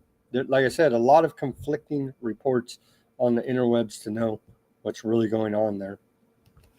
What do you think about this? Should they just nuke each other and get it over with? There you go. That'll solve everything. I mean, we do need to test all that before we do it for real, don't we? I mean, Or like, who cares about Pakistan, India? Psh, that's all the way on the other side of the world. The Western world doesn't know anything about those people. Yeah, no, this is crazy. I mean, India is huge. There's a lot of people involved there, just on that one side. I don't know how many on Pakistan side. And yeah, these guys have got their fingers hovering over that red button, and they're all tense, and they're like, maybe they do this all the time, but I mean, you can only do that for so long before somebody sneezes and accidentally pushes the button or something. It's going to happen. Somebody's going to get trigger happy one day. It'll happen. There's reports of I saw some crazy report, and then they're like, no, is this real?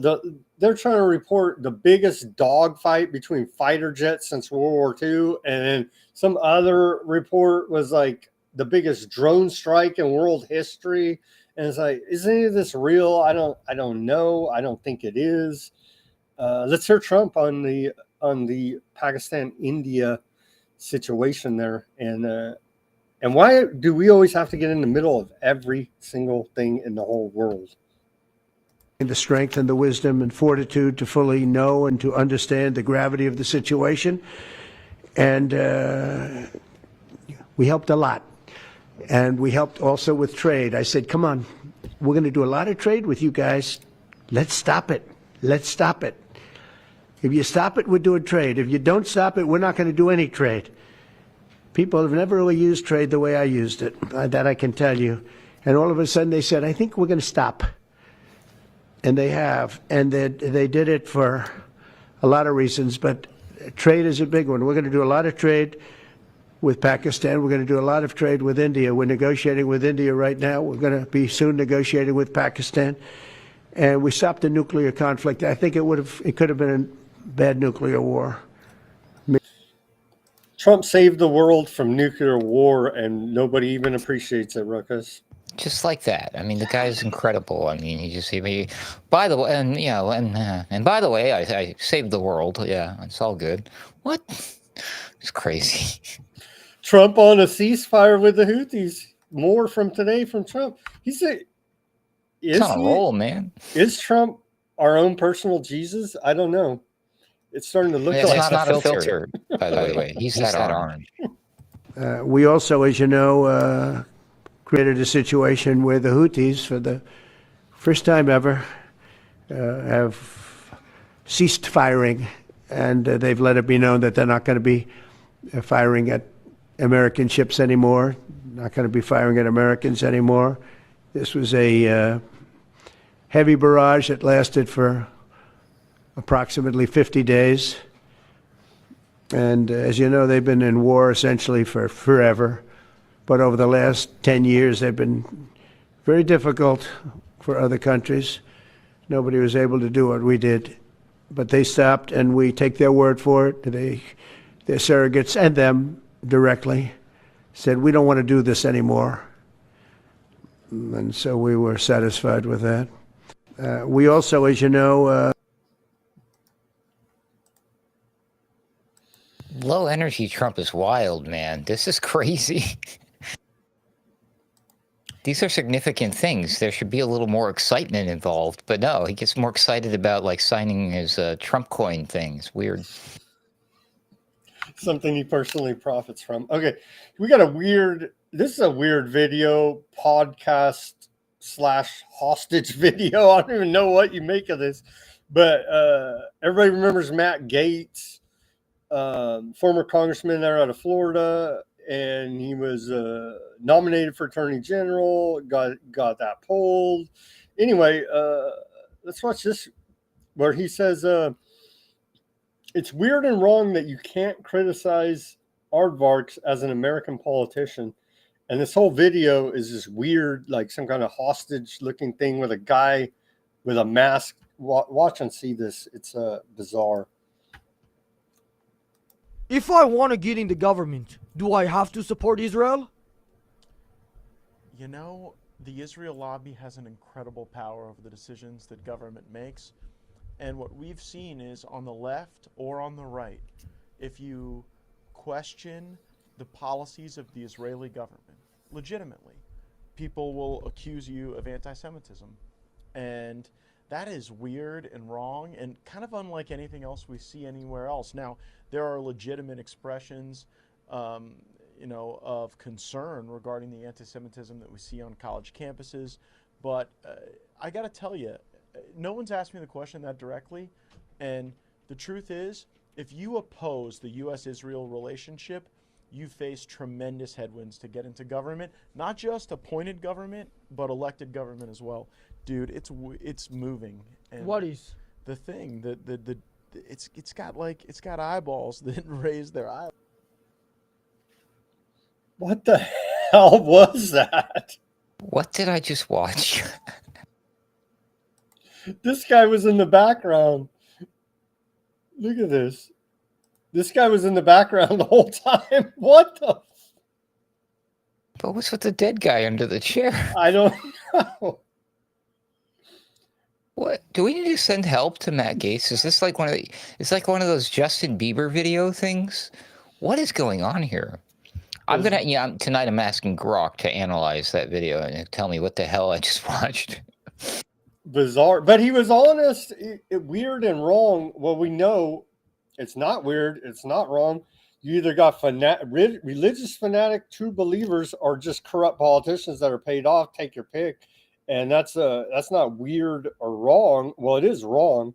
I don't know about how weird. It is pretty weird too, actually. But I wish he would just straight up say it like that. You have the true believers, and then there's the corrupt politicians that'll do anything for money, and they really don't give a damn.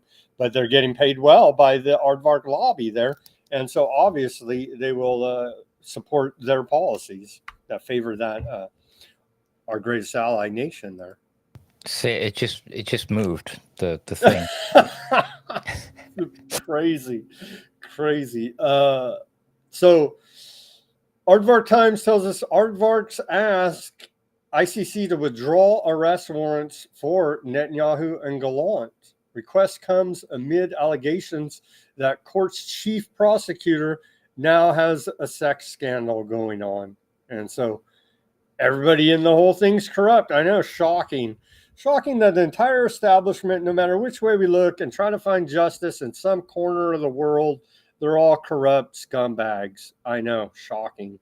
And so Kareem Khan sexually assaulted staff member, it's being alleged, and he's one of these judges at the ICC. And so therefore, they're implying what authority does he have to prosecute crimes against humanity and war crimes when he's a sexual assaulter?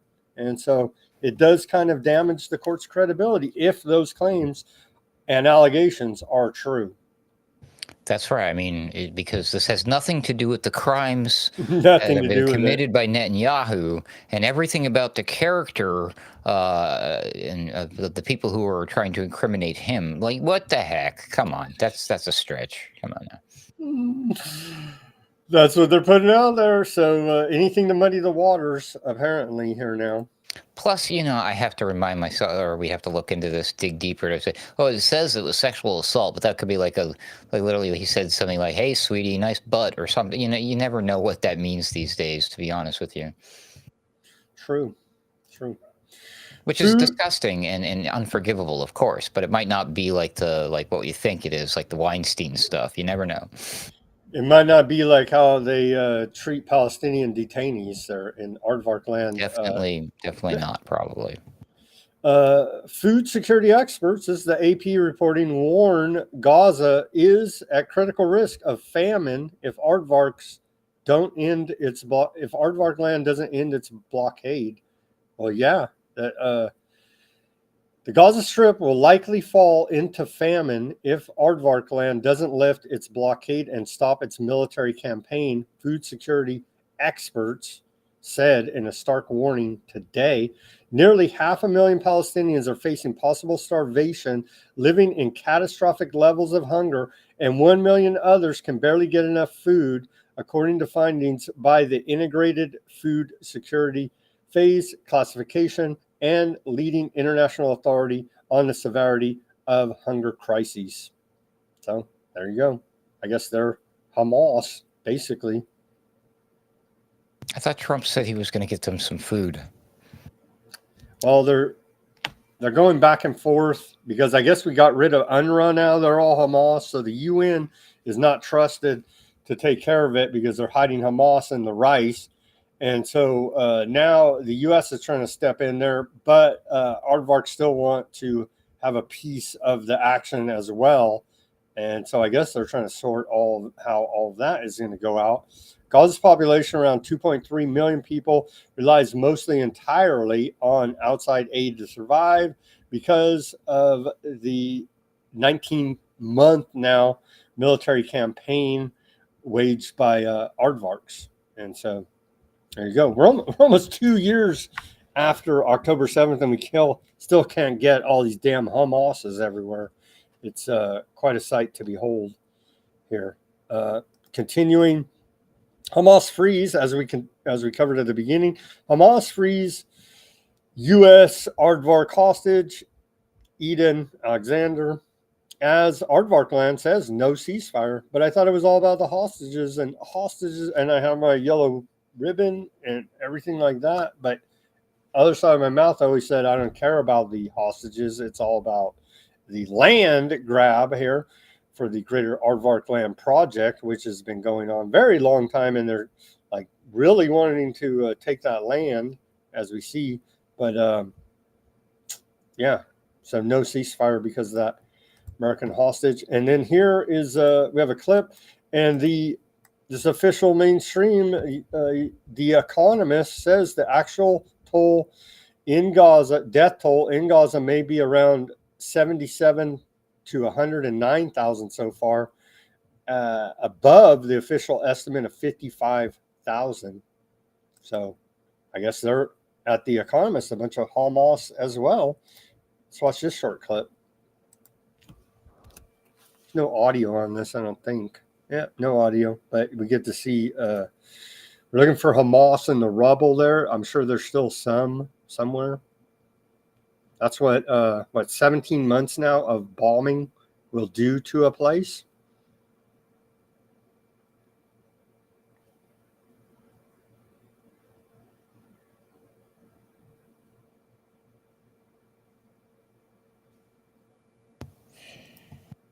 Quite horrific there indeed. Looks like a video game. Like you've seen some of these, like the Call of Duty games and stuff. It looks like a map that you play, and you're hiding, and you're shooting each other. It's crazy. That's wild, man. That used to be like people's houses and stuff. That's crazy. It looks like the apocalypse. It really is the apocalypse there for them. Look at that. Everything's flattened. Wow. And that's just one little... You think when you're looking at that, you're like, well, at least clearly you got all the bad guys, didn't you? No, apparently you didn't, right? What happened? No, they're still bombing all around. Lebanon, Syria, Iraq, Yemen, Gaza. They're still bombing the whole area, like consistently, like every day. Yeah, then we still can't get all of Hamas. So someday we will, though. Trust me. 25 years into the war on terror, and someday we'll defeat terror itself. Okay. Last report of the day here, clip. Should we even play the clip? Aardvark settlers were arrested after trying to smuggle a goat into the Alaska Mosque to carry out a Talmudic ritualistic sacrifice. And they're continually trying to provoke the Muslims to do something about the desecration of their religious, of their mosque there, the Alaska Mosque. As we know, the plan is to destroy that mosque and build a third temple on its ashes there, potentially causing Muslims in that whole area to overrun them and not having their governments be able to hold them back anymore at that point, and then potentially do the Samson option and so on, and it just gets worse from there. Yeah. So, fun times. Poor goat. Poor goat. Poor goat. I used to have goats. Goats are great. Yeah, that's all we have for today. Right at 2 hours. That was a great ending there. So, what do we got? What are our takeaways from today's show, Ruckus? Clearly, it pays something somewhere down the line somehow for certain people to over promise and under deliver. See, we saw many examples of that this evening, Sam. So that's my takeaway for sure. Overpromise and underdeliver. Also, I'll make an announcement. I was having some fun just before the show. I was sitting outside smoking a cigarette or whatever. We're getting ready, waiting for you to send me the link. And I'm just on my Twitter or on my X on my phone, and I decided to ask Grok a question. And I had a very interesting conversation that I'm going to pick up with after this, and maybe it'll lead somewhere. But I was trying to get a feel about because in general I noticed something going on social media. So I asked Grok straight out, how many people on this platform on X, statistically speaking, just guesstimating here on average, just estimate here, are more pro the Palestinian plight versus being pro-Israel? And Grok had noticed right away. It's like, yeah, no, it's like everybody's pro Palestine, and it seems to be like there's not a lot of support for Israel taking place on popular social media platforms, including X and TikTok and whatever. So I asked Grok, and I was like, well, that's kind of strange, because isn't the other side, the pro-Israel side, traditionally, historically speaking, they're the ones who wield the most amount of power and influence on the media, on politicians, on politics. They got all their money and their power in all the right places, Hollywood, and they even have a certain sway on these platforms, including X. And he's like, well, yeah, it does seem that there's not. I said, doesn't this mean there's like no organic support for the pro-Israel side, and that any amount of pro-Israel stance that we see on social media naturally, organically, isn't organic, it's just paid for? And I think I've got Grok to basically agree with this idea, because the numbers don't add up. It makes zero sense. I mean, you would think with all of their power and capability, Israel would be winning the propaganda, and they're losing. They're losing across the board where it matters, with the people everywhere. So I'm just blown away by this phenomenon. I don't know where this is going to go. Well, we just saw, we have the mainstream admits it. The Lancet, remember that report, 6 months ago by the Lancet, admitting it's like almost 200,000 dead there. Now you see the Economist today coming out, and a bunch of the mainstream admits what's going on there. I mean, you could say whatever liberal bias, but I mean, we have the video, and the real problem is the IDF keeps posting their war crime videos all over the interwebs, and it's like, look, they're bragging about it, so. But you're never going to sway these. I think the organic support in America from the grassroots comes from the Christian Zionists here, and you're never going to convince these people that they've been swindled by their preacher into some false doctrine, because I believe they truly believe whatever they've been taught through their skull-filled Bible and so on to that. And we've gone over all the rhetoric and the prophecies and whatnot. And I believe these people really do believe that. And so I don't know if we're seeing their presence on the social medias, but they've definitely lost the youth. That's for sure. That are not buying into all of this religious prophecy and propaganda. Makes you wonder if it's not by design. Yeah, well, they give you enough rope to hang yourself. You could say, Jew this, Jew that all day long, but I believe that's the wrong move to make, because it's going to come back to bite you. And so that's why you don't see me saying any of that stuff or posting any of that stuff, because I believe they're giving you enough rope to hang yourself to. Say, hey, look, at your trial, look at your social media posts. You're an anti-Semite, and now you get the hook, bud. And that's exactly how it's all being set up. Plus, could we ever position ourselves? Do you imagine, do you ever foresee a future where we do officially cut off Israel, and therefore we become an enemy of Aardvark land? I mean, I don't know if we would ever cut them off, but it was created there to create the crisis, to try as one of many hotspots. Whatever they want to kick it off, it's there to kick it off, I guess we'll have to wait and see. Well, we will have to wait and see. I don't believe we ever will, because the Aardvark lobby is too strong here. And so they may lose all the people, as they lose all the people on everything. The government don't give a damn what the democracy. Are you freaking kidding me? This is a scientific dictatorship. that we live under, and you're a fool to think anything different here now, because the money says that these politicians paid through whatever lobbyists, big aardvark lobby money, as we can go look up, aardvark tracker, and others posted. It's on opensource.gov, all of their campaign contributions and the like, and you could see whoever's paying their checks to get them reelected and to live the high life as a politician in America. They're going to do their bidding, whether it's big pharma, whether it's big aardvark, big whatever, oil, you name the big lobby, and they're going to do their bidding, and to hell with the people in our representative democracy here now today. And so as long as the money keeps flowing, I don't see our government changing the position, honestly, regardless of what the people and the populace believe and think and want in our American democracy. I just want us to stop losing F-18 Hornets. That's true too. And then a better explanation than, oh, it just fell off the deck. What the hell? What the hell are you guys talking about? It just fell off the deck. Maybe I just want the Pentagon to pass a legitimate audit. You know what I mean? And we can't even seem to get that. And that's like just basic stuff that if you're a legitimate organization and we're supposed to wave our flag and say, rah, rah, rah, go America, then at least pass an audit, man, to say that you're operating legitimately. And they can't do that. And so none of it's legitimate here at this point. And I'll throw on a maggot hat as soon as they show me what is inside Fort Knox. I'm waiting. I'm waiting for Area 51, and we still need confirmation about, is Bigfoot real, or what is going on with Bigfoot? Because all this technology, and you're telling me we can't track down a Bigfoot? I mean, what is going on with that? We need closure on the whole. It's not real, Sam. I hate to be the one to tell you that. I need closure on freaking Bigfoot and Fort Knox, okay? Well, let's stick with Fort Knox before Bigfoot.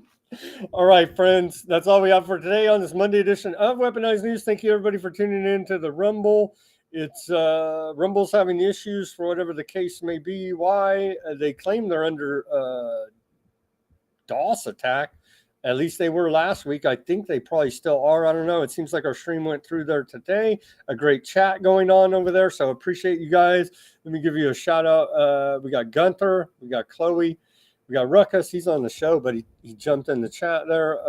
Cobra with a K. Denver. Yeah, you guys are chatting it up very well there. Appreciate it. My real name. D2T. Yeah, thank you guys for keeping the chat lively on the Rumble. We'll try to I'll try to keep integrating it back. Friday it integrated back, and then today it stopped working again. I don't know. It's I believe maybe they probably are really under attack over there at Rumble. So anyway, thank you guys for tuning in on the Rumble. Appreciate the chat, quite lively over there. Keeps everybody I would like to integrate it into the show as we were doing, but we'll try to work on that. Over to the Odysee. Thank you guys for tuning in on Odysee. Huffman, John, we're missing Barry here. Jupiter 5, Britt, and yeah, a little bit of a chat there. Thank you guys. Well, thank you for saying California a hellhole or a hole in hell. Thank you for that, Jupiter 5. We appreciate the kind words from the interwebs about California. Thank you guys for tuning in on the Odysee. The Bitchute, what happens on Bitchute, I don't know. It looks like they cleaned up a lot of, well, they did clean up all the hung up videos there. So everything, and it seems like everything's going well. A few people watching, allegedly, according to the numbers there. Thank you for tuning on the Bitchute, the X, the YouTube, the Twitch, the Facebook, and the Kick. And thank you, Ruckus, for joining us on this Monday edition of Weaponized News. Again, everybody go follow Ruckus over here on his X account to get that personal from a human interaction about your IT needs, as he's looking to freelance his services there. And you can actually help a real person, a Weaponized News contributor and the like, and a good guy, Ruckus, over there. So you could help him out. He'll help you out. and everybody will be happy there. As China says, a win-win deal. Here's his website again, alternatecurrentradio.com, right there. And you can see all things ruckus there. And so we do appreciate him joining us on this Monday edition of Weaponized News. As always, everybody, do your own research. Peace, love, and liberty. Speak out and take action. Have a great rest of your Monday. We'll see you back here tomorrow for more Weaponized News on your Tuesday as we await this week. And let's hope they do make a peace deal there in Turkey between Russia and Ukraine and stop killing each other. As Trump says, 5,000 a week. Who knows what the real numbers are? It's bad, though. And there's constant videos of them grabbing Ukrainians off the street to conscript them into the army to throw them into a Russian bullet. And who knows, probably the same thing going on in Russia. And it's just insanity. So stop killing each other and give us all of your assets, Ukraine. Thank you very much.